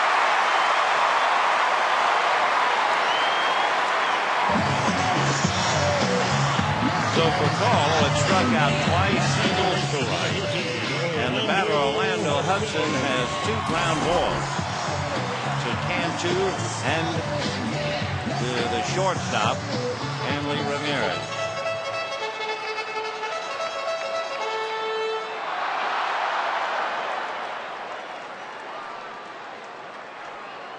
Orlando charged with an error. He also added 2 dazzling stops, 1 a catch, and even on the ball that he threw away, he made a great stop to prevent it going through. 0-1. Orlando batting .287, 7 home runs, 49 runs batted in. Rafael drawing a throw, has stolen 5, but has been caught 4 times.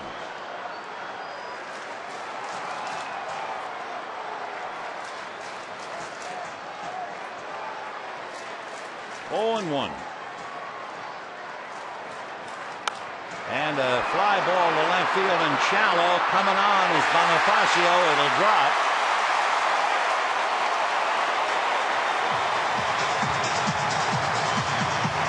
And look who's coming up.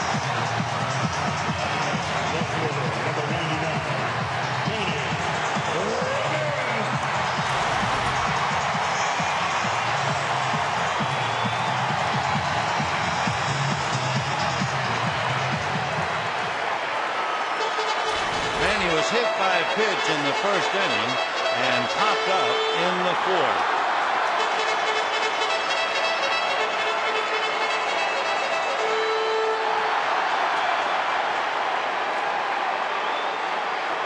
Boy, doesn't he have the stardust on him, though?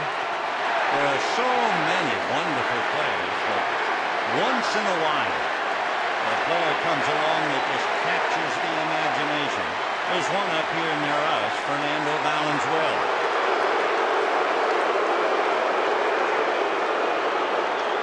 Of course, in order to have the stardust, in order to really draw attention, you have to be awfully good. And Manny's hitting .345. He has 11 home runs, 37 runs batted in. Marlins 3, Dodgers 1. Ramirez was 1 for 2 against Johnson. Well, now 1 for 3.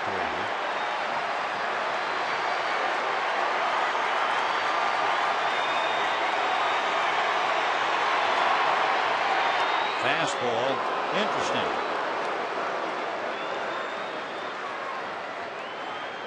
He swung at a fastball in the first inning, fouled it off. Took a fastball in the 4th and now takes this one. No balls and 1 strike.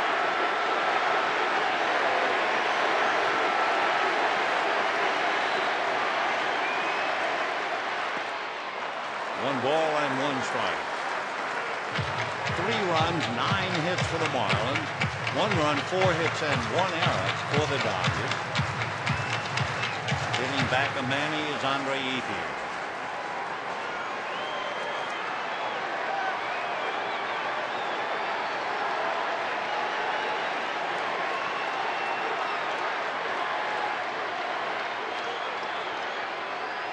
Fastball off the leg of Johnson. He feeds his first baseman for the out. And the runners move up to second and third. So Josh Johnson, a comebacker off the leg, but he makes the play. Hudson goes to second. McCall moves to third. Tying runs in scoring position. And Andre Ethier with first base open. And Casey Blake on deck. So Manny, a hard comebacker, and they want to make sure that Johnson is okay. Obviously he is. Mark Wiley, who was born in San Diego, he went to high school in La Mesa, Helix High. Also went to Cal Poly in Pomona. Mark was an All-American in Cal Poly Pomona. Pitching coach instructing young Johnson.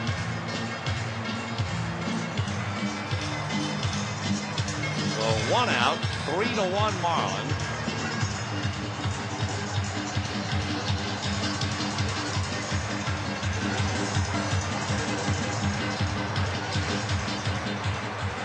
Andre Ethier grounded to second and single to center.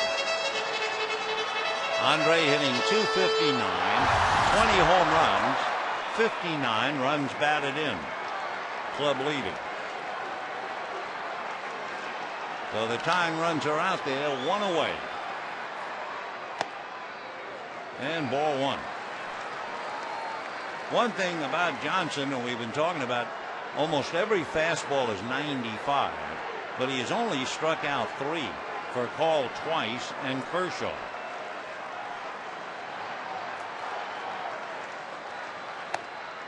Fastball, and he's behind 2-0. 6'7", at least 250 pounds. His high in strikeouts 8, but they were way back in April. 2-0.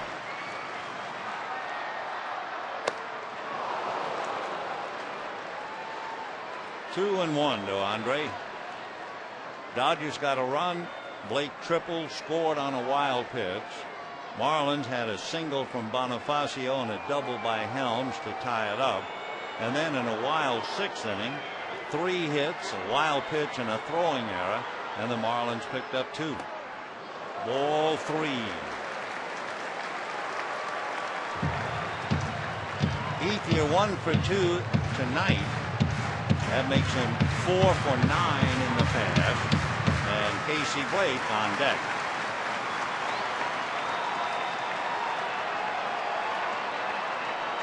Three and 1.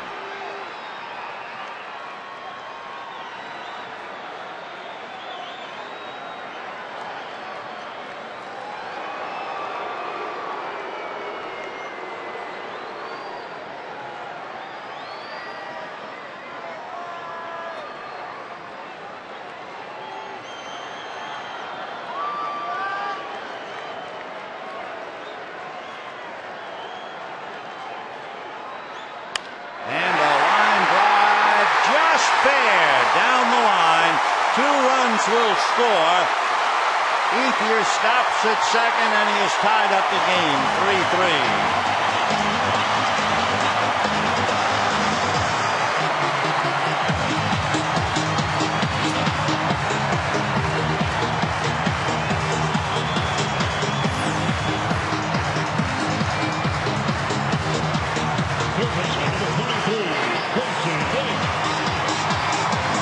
So Andre Ethier doubles in 2 to give him 61 runs batted in. Carroll got it back in, but by that time both Furcal and Hudson had scored. Now for Josh Johnson, remember his string as Casey Blake checks in. Check swing on a fastball that goes foul. 0-1 to count. Johnson has made 16 consecutive starts and not allowed more than 3 runs. Well, Ethier's double just knocked in 2, and he has now given up 3 tonight.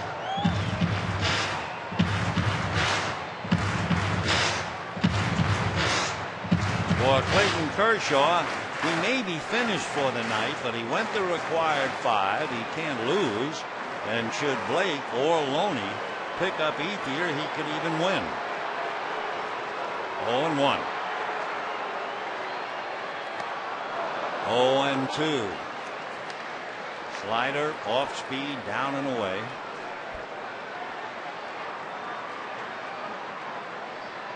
Ethier at second. Doubles in 2 to get even. 3 runs, 9 hits for the Marlins. 3 runs, 5 hits for the Dodgers.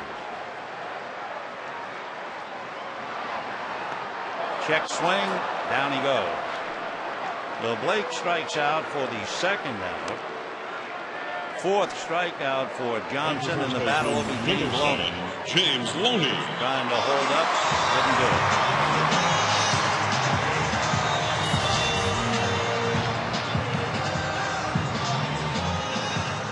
James Loney hit back to the box hard and lined out to right.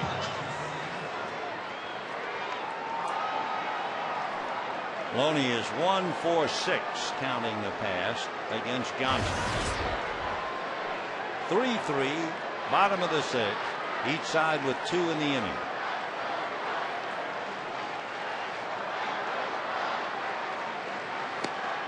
And a strike. 0-1.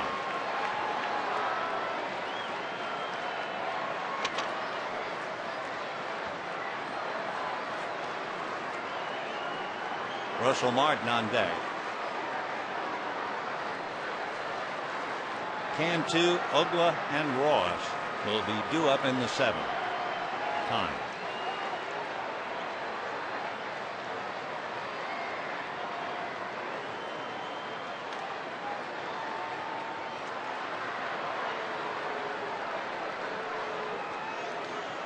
Oh and 1 James. Fastball missed to even it up. 1 ball and 1 strike. Dodgers began the night 9 in front of Colorado, and the Giants defeated Colorado.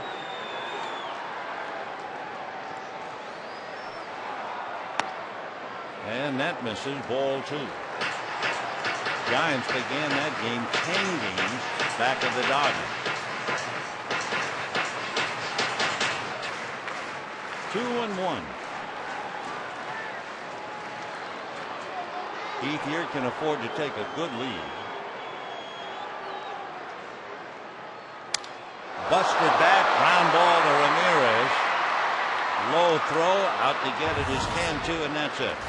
However, the Dodgers with singles by Furcal and Hudson, a clutch double by Ethier, and at the end of 6, a 3-3 tie.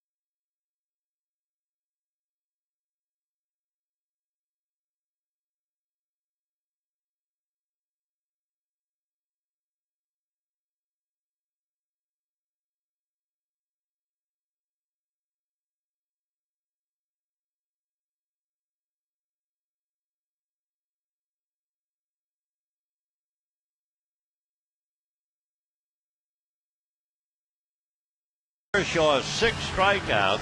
It all began in the first inning as he faced Dan Uggla with 2 on and 2 out, and the fastball blew him down. Then he got Cody Ross. Then Johnson missed on a bunt. Then a breaking ball in the dirt for Carroll. Got Johnson again. Then working for number 6 against Ronnie Paulino, and he went 6 innings, made 106 pitches, and has no decision. So that means he has made 8 starts now without a loss. He has won 3 in a row, and he's not involved in this one. James McDonald picks up for the Dodgers, and he'll be pitching to Cantu, Uggla, and Ross. James will be 25 in October, born in Long Beach, went to Golden West Community College. Ball 1 to Cantu, who walked, hit into a force play, and walked again. 0 for 1.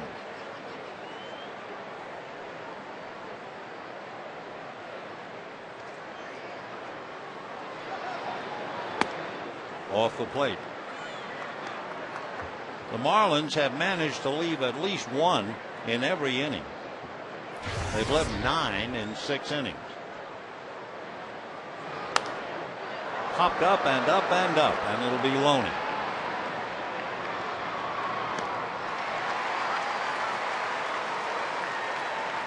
So 1 away in the 7th. Dan Uggla coming up, struck out, fly to right, and hit into a force play. Down in the Dodger bullpen, Brent Leach begins to loosen up.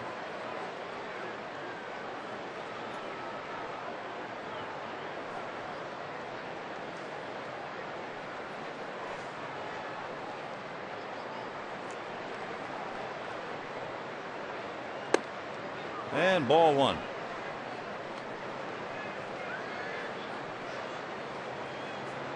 Uggla hitting .230.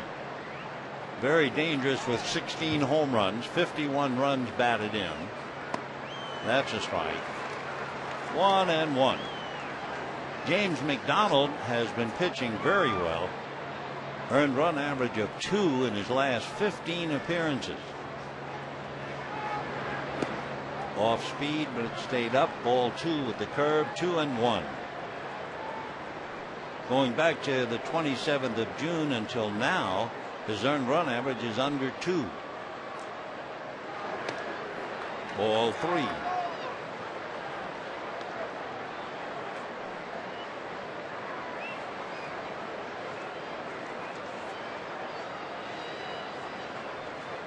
Three and 1. And that's lifted to right center. Matt Kemp has the play.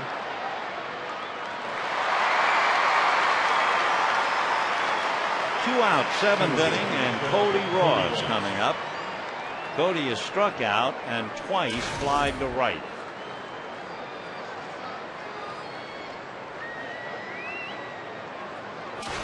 Hiroki Kuroda tomorrow night against Rick Vandenhert. Sunday afternoon, Chris Volstad will go up against Jason Schmidt.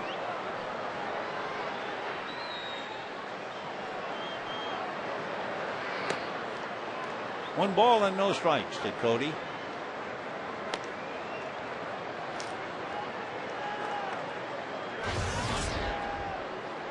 Ross, 28 years old. He'll be 29 just before Christmas. That's a strike. 1-1.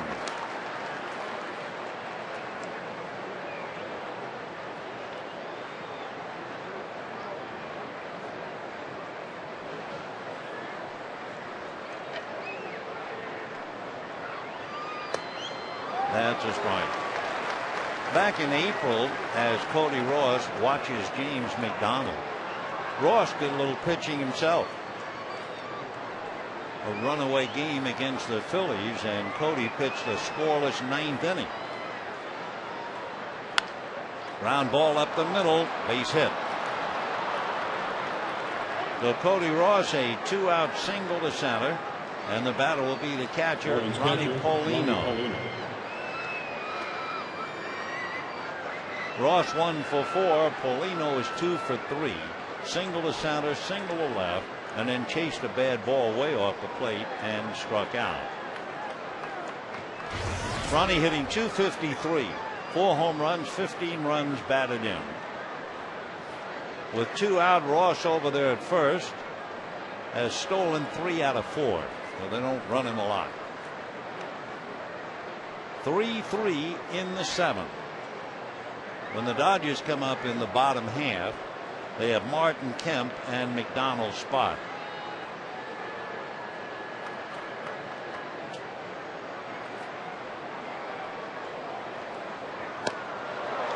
Oh, and 1.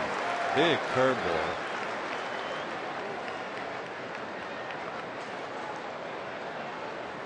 Paulino checking with Bo Porter coaching at third.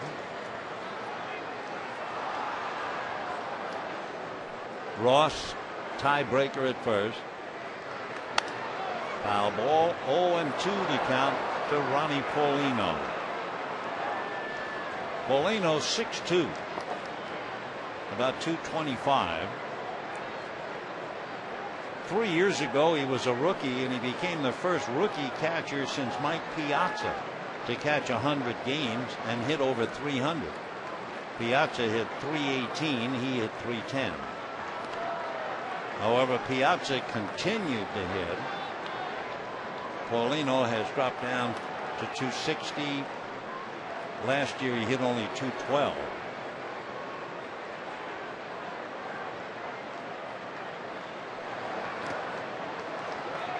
Last year Paulino hit only .202 against right-handers. 1 ball and 2 strikes to the big catcher.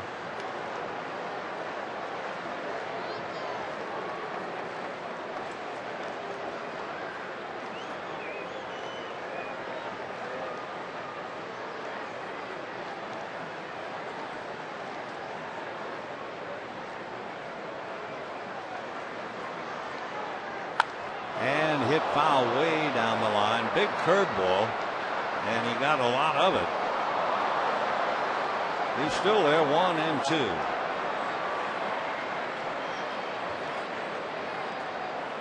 Paulino for the Pirates 2 years ago had 11 home runs. That would be his career high. After that, maybe 4, 2. He's got 4 now. So after the curve, he got the fastball and the count 2-2. So James McDonald trying to get the side out here in the 7th in a 3-3 tie.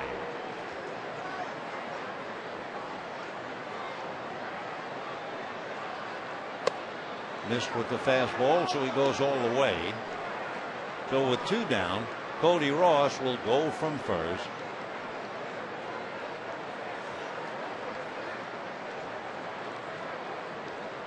Waiting on deck, Brett Carroll, the right fielder.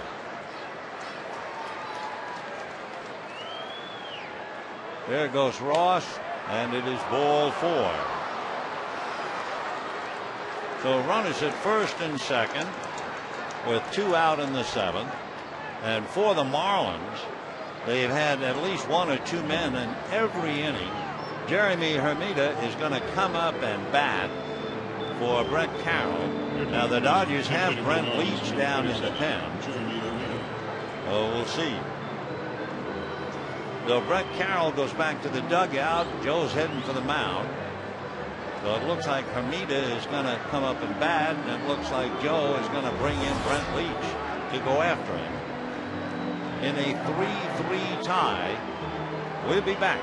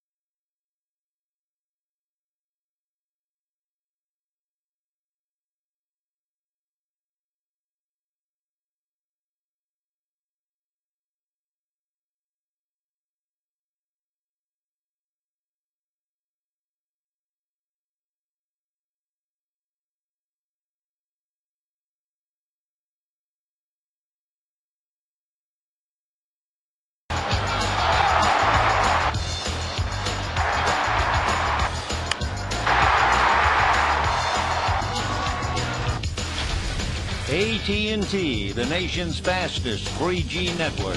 AT&T, your world delivered. Brent Leach coming out of the Dodger bullpen to face the left-hand hitting Jeremy Hermida. And Brent with a record of 2-0. Hermida is hitting 179 against left-hand pitching. Last year he hit 240 against left-handers with 5 home runs. And you have Ross at second, Paulino at first, and the pitch in the dirt, ball 1. A lot of people might remember Jeremy Hermida. August 31st, 2005, he became the first player in more than a century and only the second ever to hit a grand slam home run in his first major league at bat. He did it against the Cardinals' Al Reyes. And ball 2, 2-0. So Brent Leach going head to head with the left-hand hitting Hermida. Chris Coughlin out on deck. And Martin out to the mound. Hermida's 25, from Atlanta, Georgia, lives in Marietta.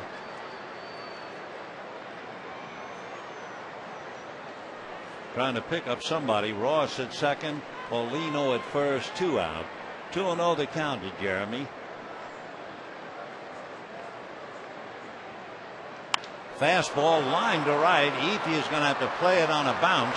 Here comes Ross. The throw's going to go to third, and Paulino is going to be out from me to you. The run scored, however. And so the Marlins have broken the tie.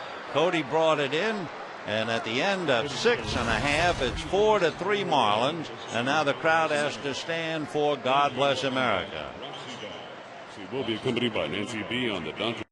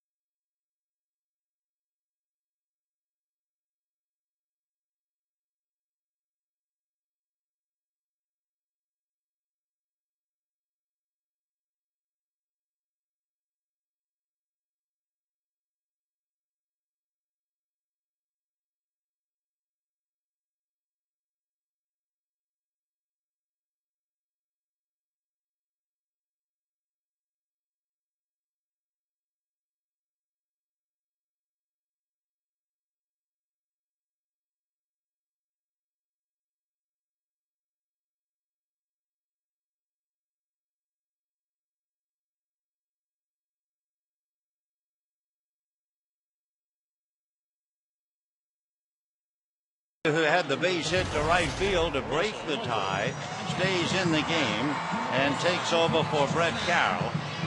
So Hamida, who had struggled against left-handers, nevertheless came up with a big hit.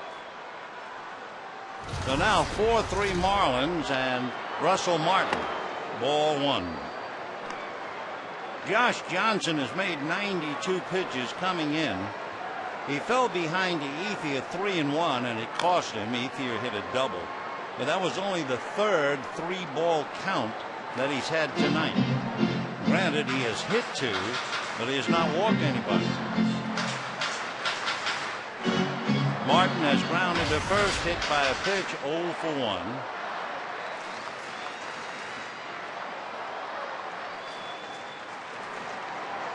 One and one.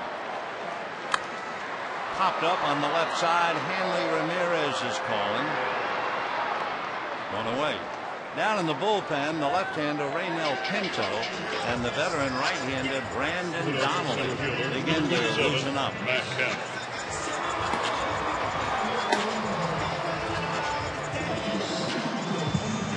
So 1 out, and Matt Kemp flied to right, hit into a force play, 0 for 2.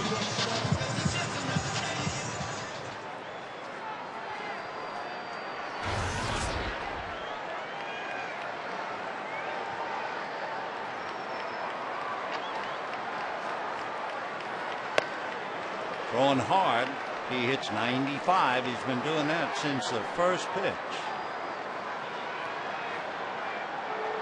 Looking at his pitches, not just for tonight, but during the year. His high in pitches, 119 against Toronto. In his last game, 113 against Arizona. 1 and 1. That's skied to right. Hermedia coming to the line. 2 down. You know, Dodgertown has a home with its very own zip code, 90090, and in celebration, Dodgers offering $90,099 seats, including this Sunday's game against the Marlins. So visit Dodgers.com/DSavers. Enter the promo code KEMP27.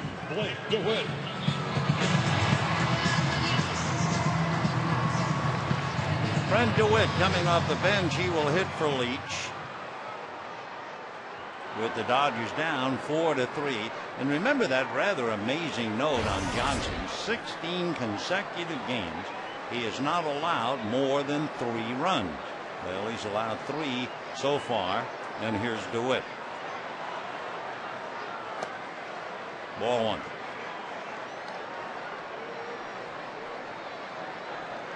Josh Johnson with a record of 8-2. Comebacker, and at 6-7 he just reaches up to get it, and the Dodgers go very quietly in the 7th inning. So at the end of 7 it remains Marlins 4, Dodgers 3.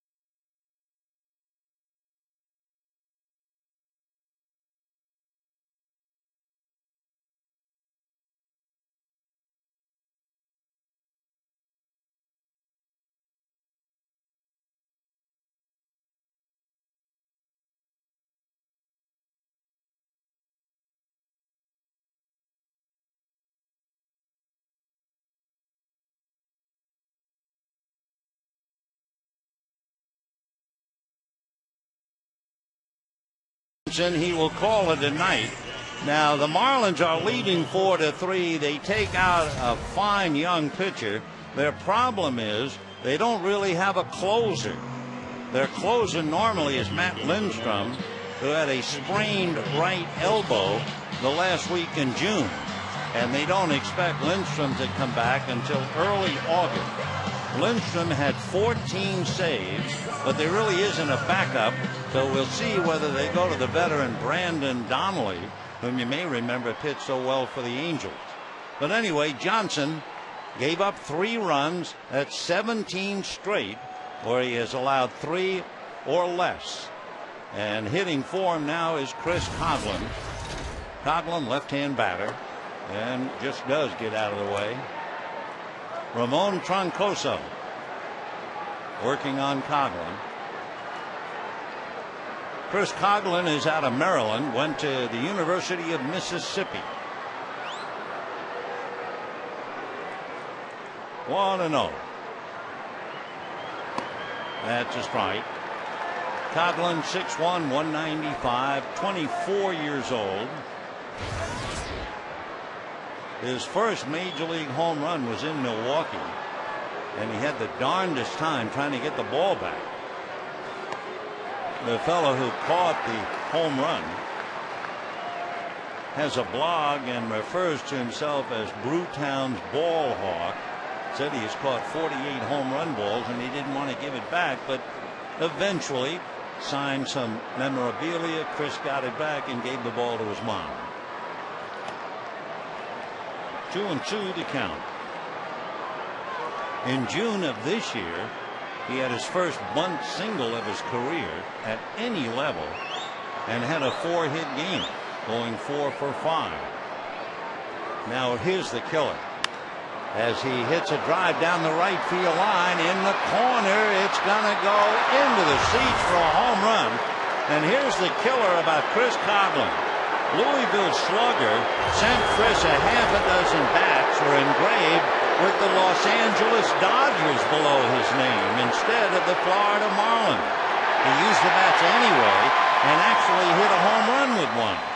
He did keep one as a collector's item and broke the other 5. So Chris Coghlan, I doubt if he used the Los Angeles Dodgers bat, but he still hits a home run. And for Coghlan, that nice sweet swing, his 5th home run, 19 runs batted in, and it's 5-3 Marlins. So for Freddie, he has 2 pinch hitters. Carroll gives way to Hermedia, who singles. Johnson gives way to Coghlan, who homers.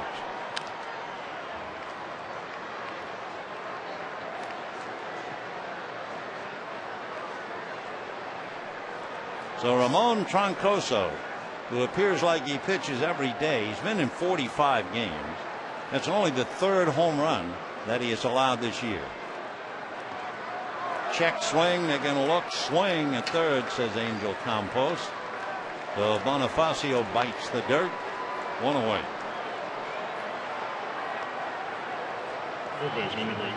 Wes Helms coming up, singled.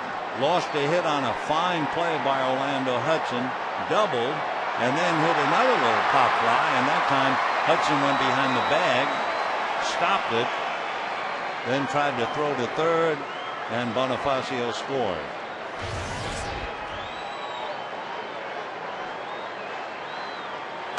Fastball strike, 0-1. When the Dodgers hit in the bottom of the 8th inning for Call, Hudson, and Ramirez. Hanley Ramirez is on deck. The league's leading hitter is 0 for 3. Right. 0-2.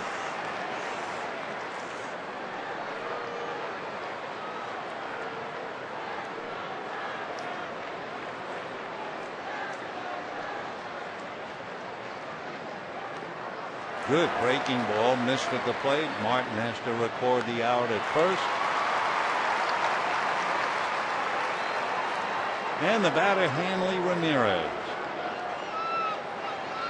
Marlins shortstop, number 2, Hanley Ramirez. Manny Ramirez will be batting third when the Dodgers come up. As we mentioned earlier, They go way back together. When Hanley was a rookie with the Red Sox, Manny was already a star, and Manny kind of took him under his wing.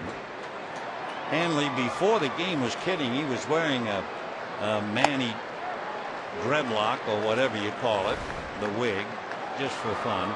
Actually, a few years ago, Hanley Ramirez wore his hair in cornrows, and I believe Florida ownership said to get rid of him.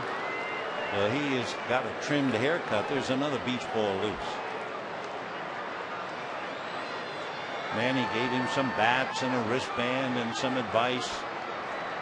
And Hanley has turned out to be an all-star player, just like Manny.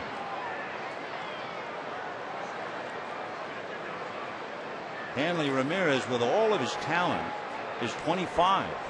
He won't be 26 till 2 days before Christmas. 1-1. The son of a car mechanic in Santo Domingo.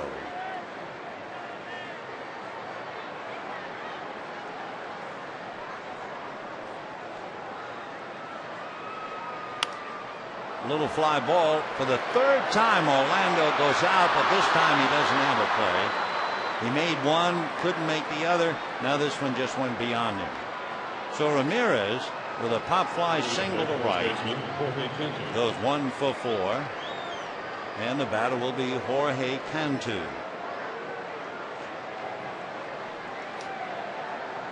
Cantu, it sounds like can do, and he's hitting .285. 10 home runs, 54 runs batted in.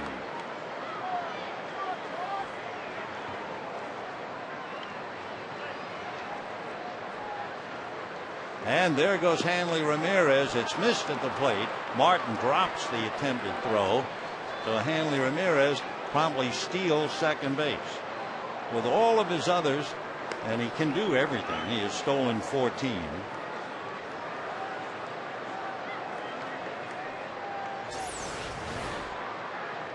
Martin ready to throw, and then the ball just slipped out of his hands. 0-1 the count.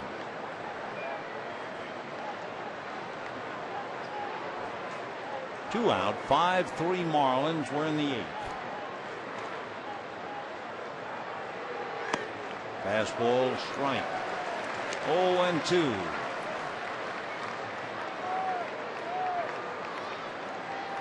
Cantu, the cowboy from Reynoso in McAllen, Texas.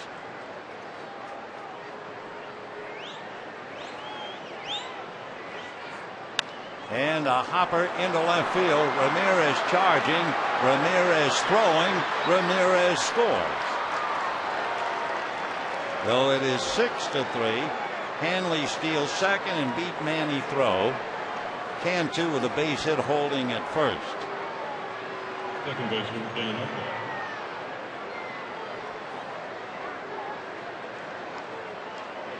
Hanley Ramirez, when you watch him play, it's remarkable. He is so gifted, it looks like he doesn't try at all. Remarkable young player. Sky's the limit. What was it? Was once said by another player. His limit is the Sistine Chapel. Little foul out of play. 0-1. Dan Uggla struck out, fly to right, hit into a force play, fly to center.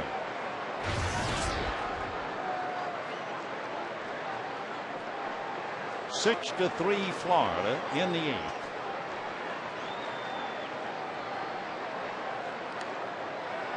The pitchers of record right now: Josh Johnson to win and James McDonald to lose.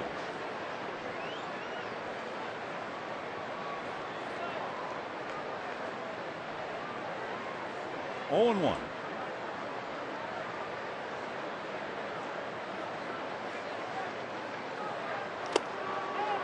And did that get him? It sure did. So Uggla is hit by the pitch. Down to second base goes Cantu. Tough inning for Troncoso.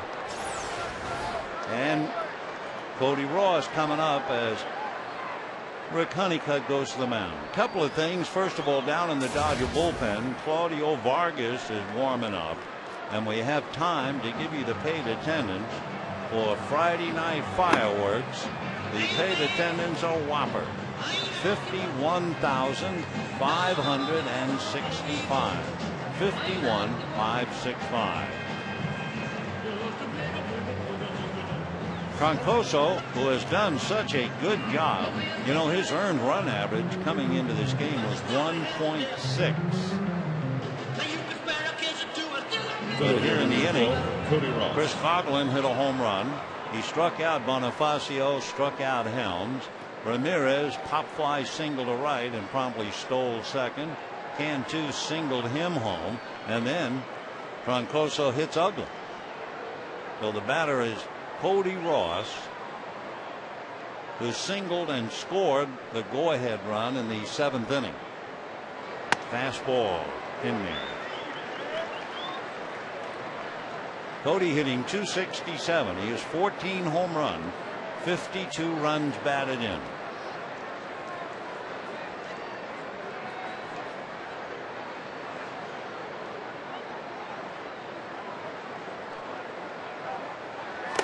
Almost got him. It did get him.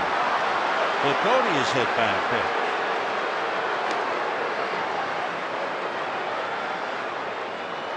So Joe Torre sweating out Troncoso, who is having a very tough time of it, and that's going to be all. Troncoso, prior to tonight, in 59 innings, had hit 1. And tonight, he hits 2 in 1 inning. So it's time to get him. So they'll be going to the bullpen again. Claudio Vargas is throwing down there, and we'll be back.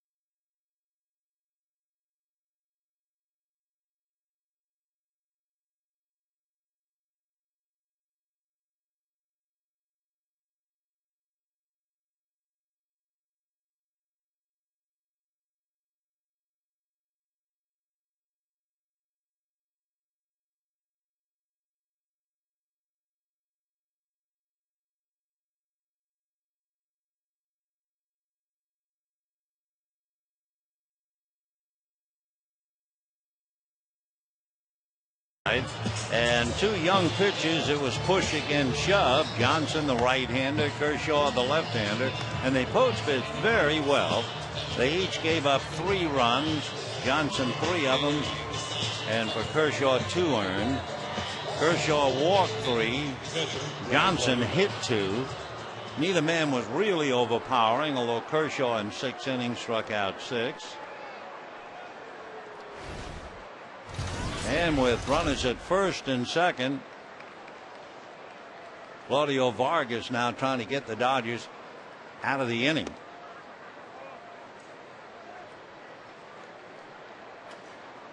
Vargas just coming back, been out a long time in rehab.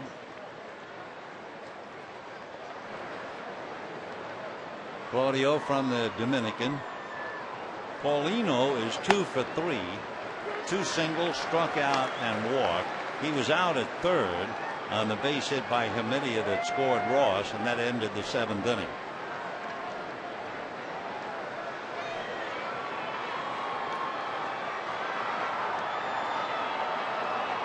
One and one.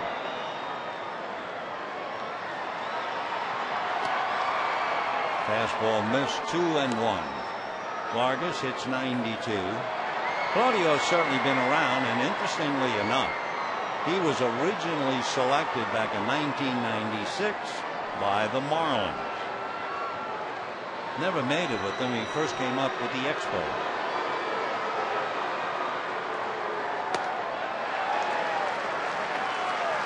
So you have Ross at first, Ugla at second, Cantu at third. 2 runs are in, and the Marlins lead 6-3.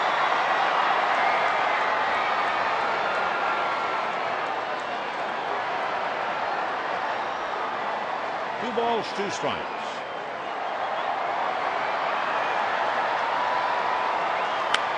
Fouled away down the line. To repeat, when the Dodgers come up in the bottom of the 8th, they'll have Rafael Furcal, Orlando Hudson, and Manny Ramirez.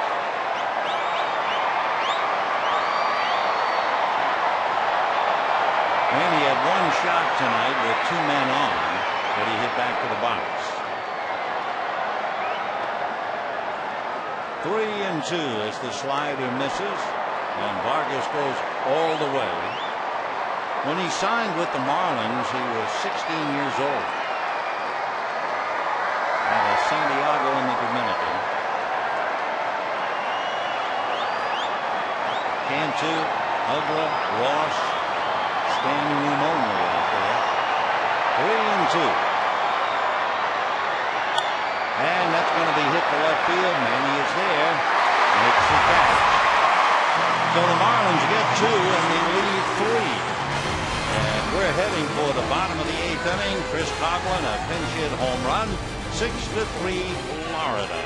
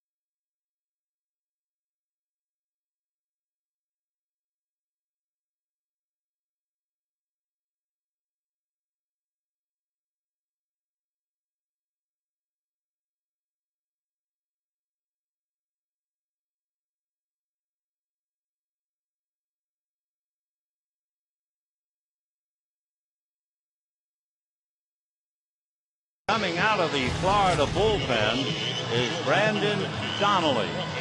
Brendan, you may remember, was with the Angels in 02, 3, 4, 5, and 6. Went on to the Red Sox, pitched for the Indians, and now here he is with the Marlins.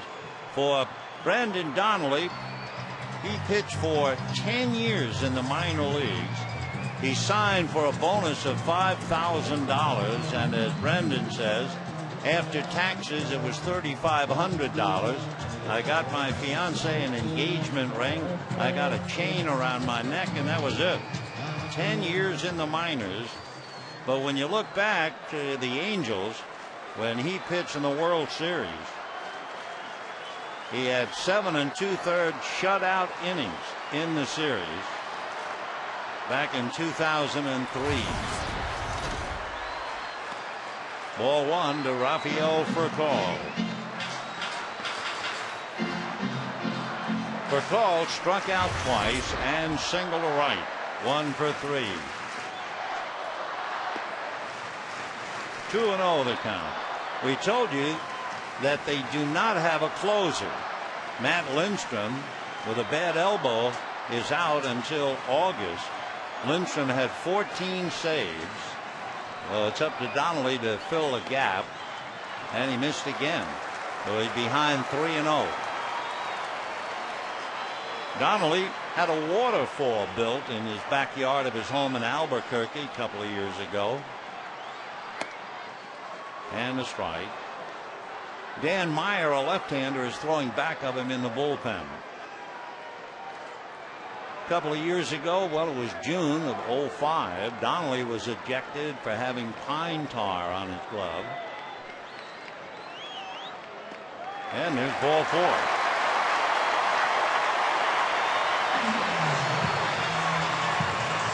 So Freddie Gonzalez without a closer is hoping here.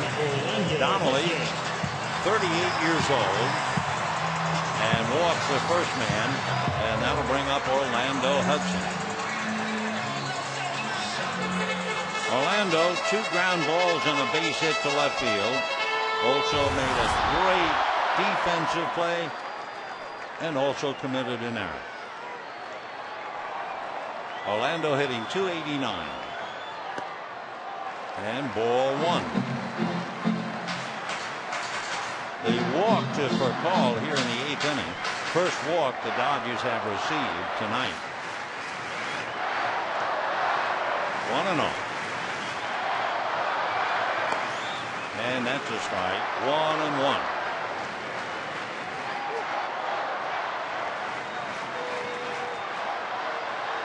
For Brendan Donnelly to keep pitching, you guessed it. He had the Tommy John surgery. Ball 2, 2-1. Donnelly, fastball, slider, change, and a splitter. Waiting on deck, possible tying run with Manny.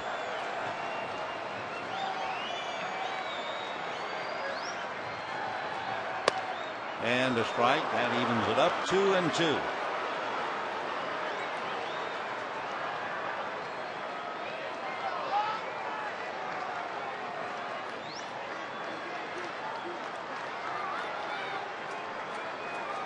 Two balls and 2 strikes.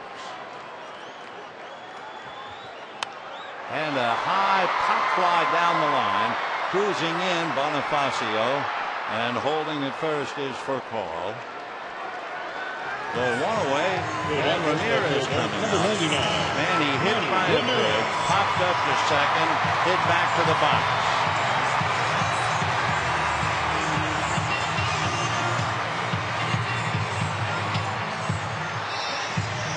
Manny hitting .343, 11 home runs, 37 runs batted in, and of course, each is certainly no stranger to the other. Ramirez is 2 for 10 in the past against Donnelly. One of his 2 hits a home run.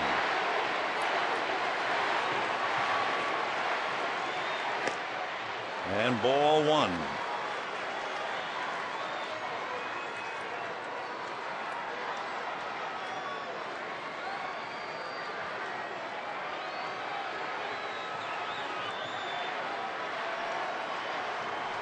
One and 0. And ball 2, 2-0.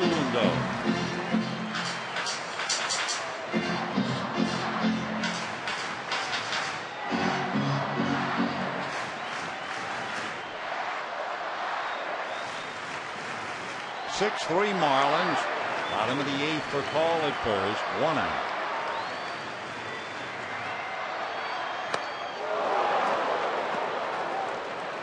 Two and 1 to count. Calero joining Meyer in the bullpen back of Donnelly. Calero right-handed, Meyer left.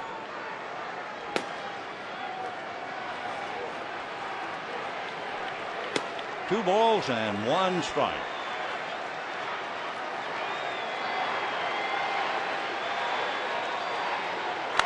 On the hands, boy, did he turn on it, pulled it too much. Got a fastball in, 2-2 to count.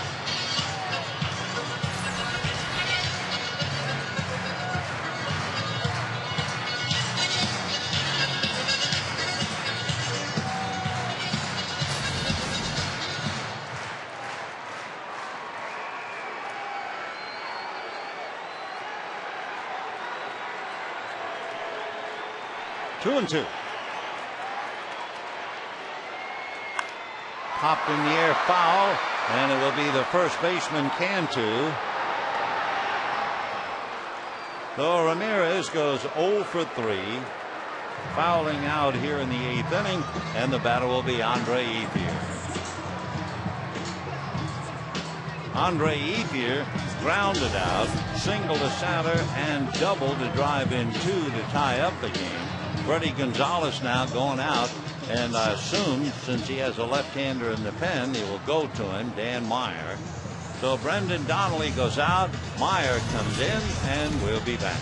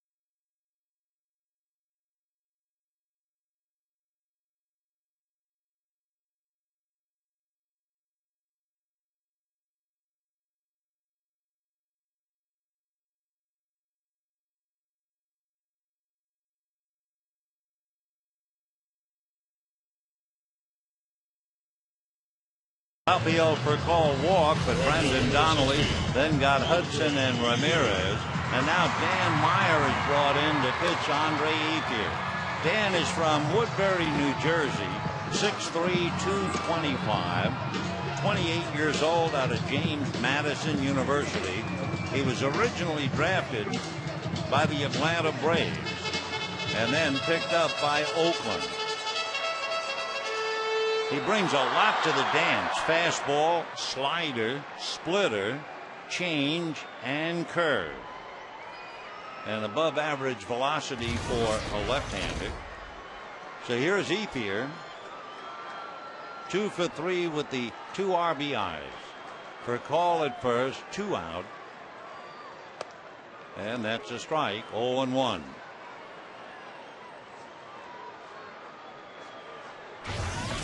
Ethier hitting .261, 20 home runs, and the club lead 61 runs batted in with Furcall at first. Off the plate, 1-1. Meyer has pitched well, earned run average of 1.9 in his 46th game. Strikeout to walk ratio almost 3-1. Came up with the Braves 5 years ago, went back down, came up with the A's twice, and now with the Marlins. On the hands, turned and driven into right. That's going to land in front of Hermedia.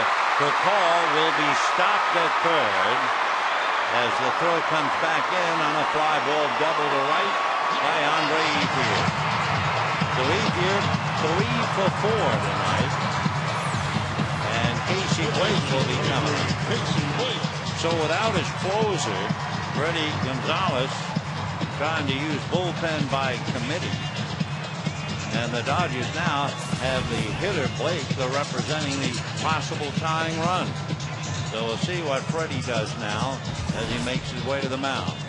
And we'll be back.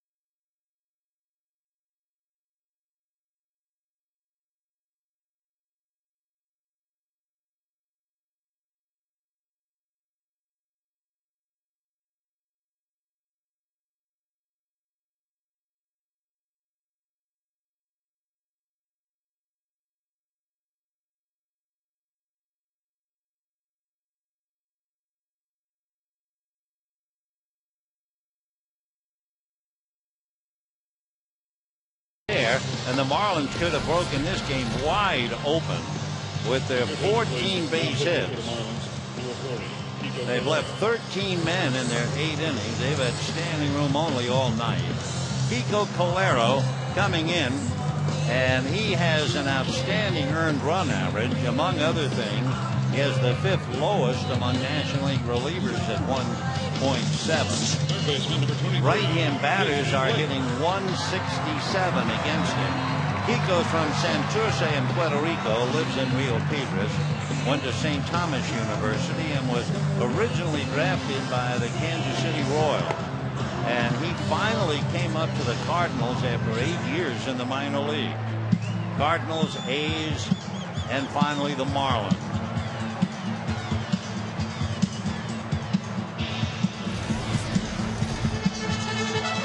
So Casey Blake checking in against Calero.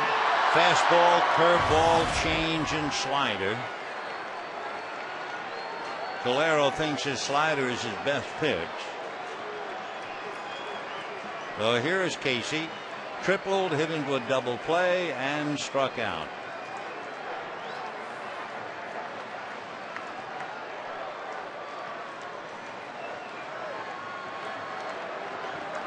Second and third for the Dodgers with 2 out. Slow breaking ball for a strike. 0-1.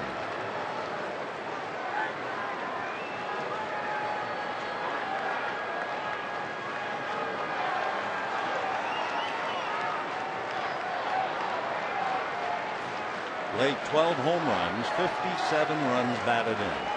0-1. Breaking ball, but it stayed up. 1-1. Pico, 6'1", 200-pounder, 34 years old.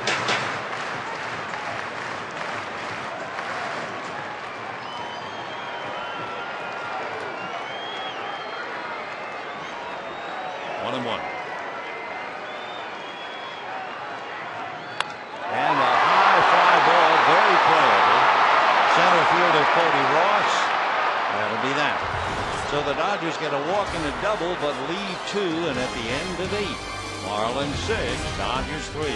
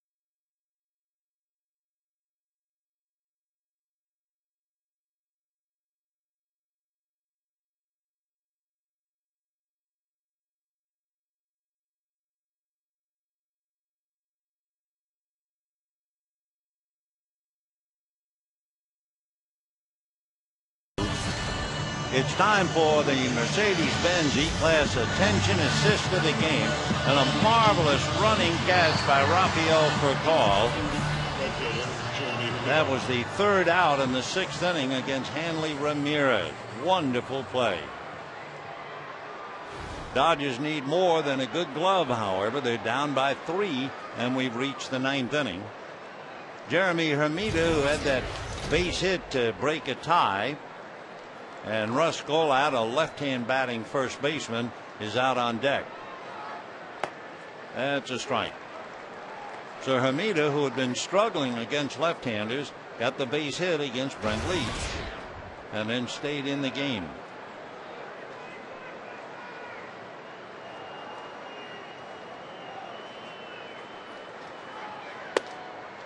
That's off the plate. 1-1.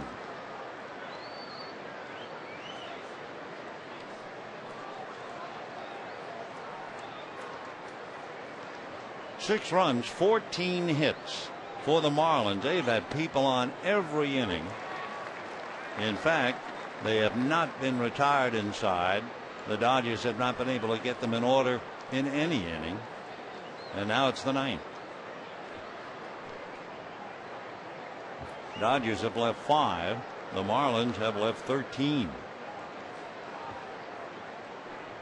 1-2. 2-2. For the Dodgers tonight, Kershaw, McDonald, Leach, Troncoso, and Vargas. And for the Marlins, Johnson, Donnelly, Meyer, and Colera. 2-2.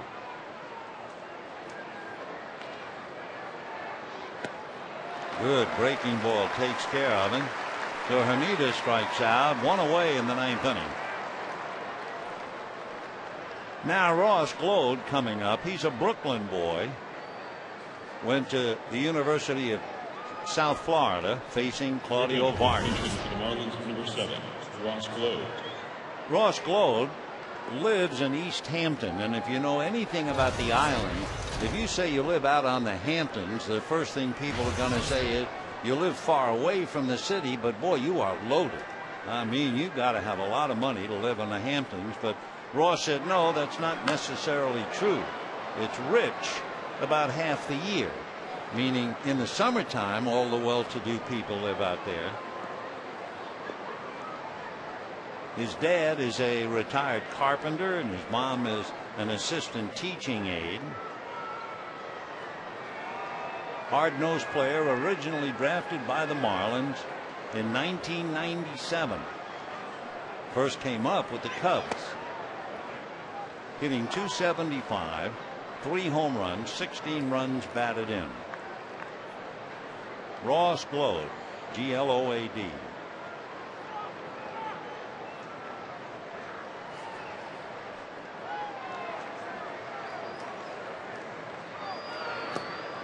Ball 2-1. Growing up as a little kid in New York, Ross watched a lot of television out on the island. He rooted for the Mets, but he always watched Keith Hernandez and Don Mattingly. And of course now he's battling against a team that has Mattingly. 3-1 the count to Ross. He went from the Marlins minor league system to the Cubs, then briefly to the Rockies, then a couple of years with the White Sox, then with the Royals, and now here he is with the Marlins. A long way from the Hamptons.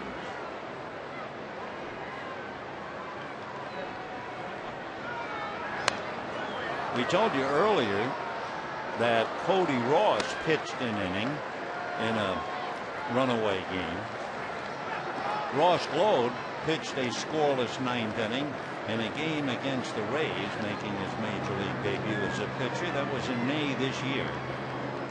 That was a 15-2 mop-up assignment. 3-2. And he draws the walk. So not bad for 3 pinch hitters. Hermida, a single to drive in a tie-breaking run. Coughlin, a pinch hit home run. and glowed as a pinch hitter draws a walk. And with one out, Emilio Bonifacio. 2 ground balls, and he singled to left, singled to right, and struck out. Scored twice.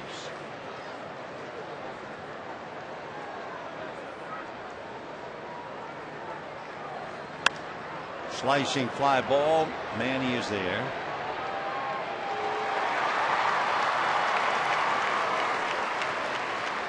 So 2 out, and Wes Helms coming up. Helms has singled, doubled, singled, struck out, and lost a hit on a wonderful play by Orlando Hudson going out into shallow right field. So Wes is 3 for 5. On deck, Hanley Ramirez. Ramirez, the league's leading hitter, 1 for 4 tonight, with a little fly ball dunker to right field.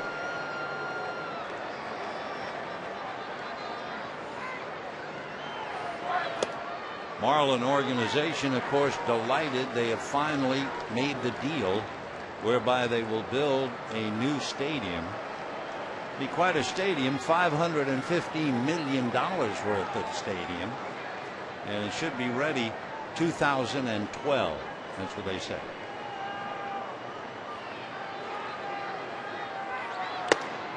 Oh, 2. So the new stadium costs $515 million. Take a look at Dodger Stadium, a magnificent ballpark. And sure, it's been refurbished over the years, but it cost $20 million. Admittedly, back in the early 60s.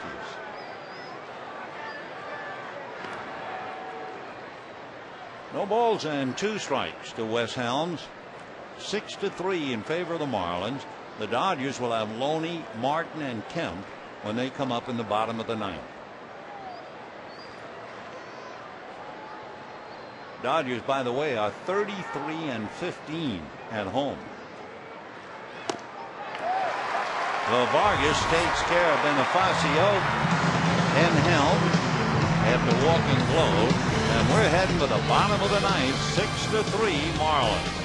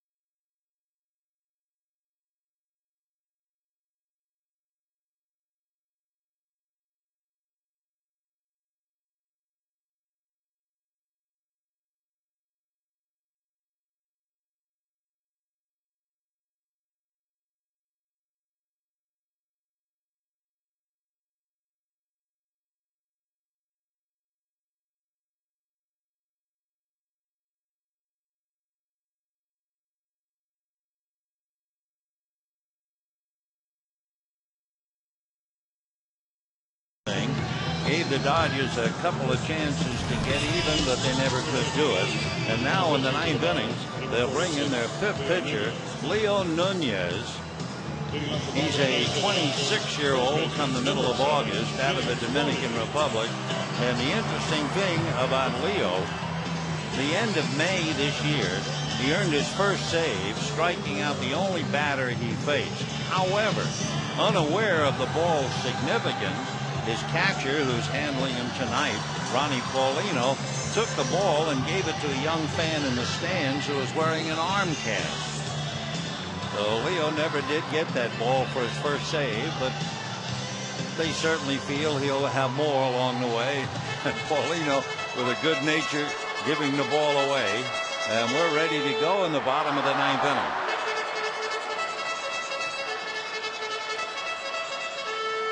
James Loney hit back to the box, line to right, and grounded to short. So James 0 for 3, checking in against Nunez. Loney 0 for 1, struck out the only time he faced Nunez when the Dodgers went to Florida. 1 ball and no strikes.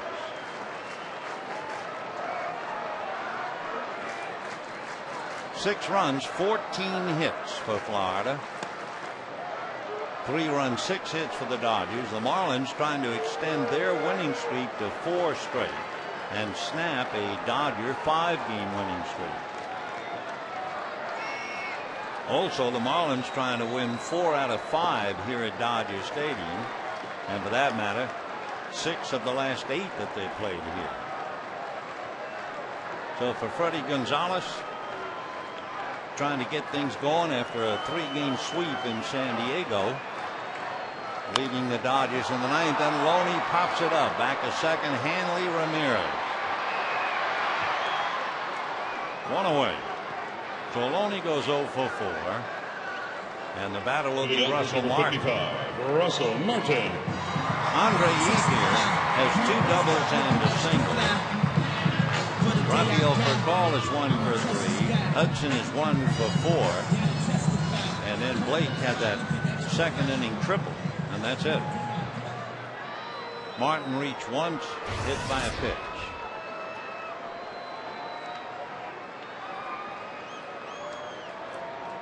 Matt Kemp on deck. And a drive to left. Going back on the ball is Bonifacio, and on the track puts it away. 2 down in the 9th inning. And Matt Kemp coming up. Kemp is 0 for 3. Matt Kemp. Matt was 1 for 2 against Nunez in Florida.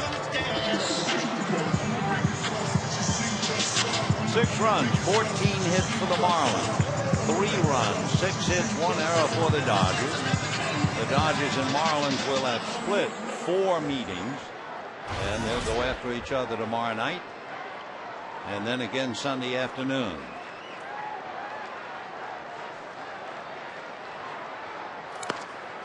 Ball 1. Rick Vandenhurk and Hiroki Kuroda tomorrow night. Chris Volstad and Jason Smith. Vandenhurk is from the Netherlands. Well, that'll have an international flavor. That's fouled away. 1 ball and 1 strike.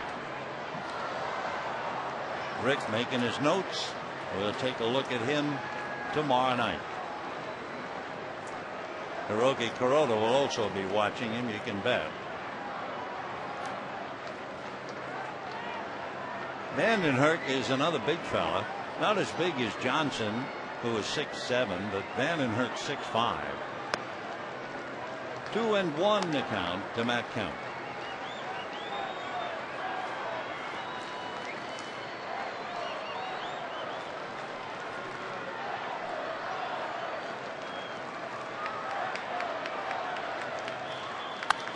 And that's a towering foul. Let's see. Paulino comes back, but it's on the other side of the screen. 2-2.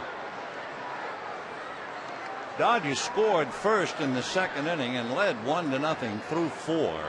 The Marlins, however, came back with a run in the 5th to tie it up 1-1. Each team scored 2 in the 6th inning, and then the Marlins pulled away. 1 in the 7th, 2 in the 8th.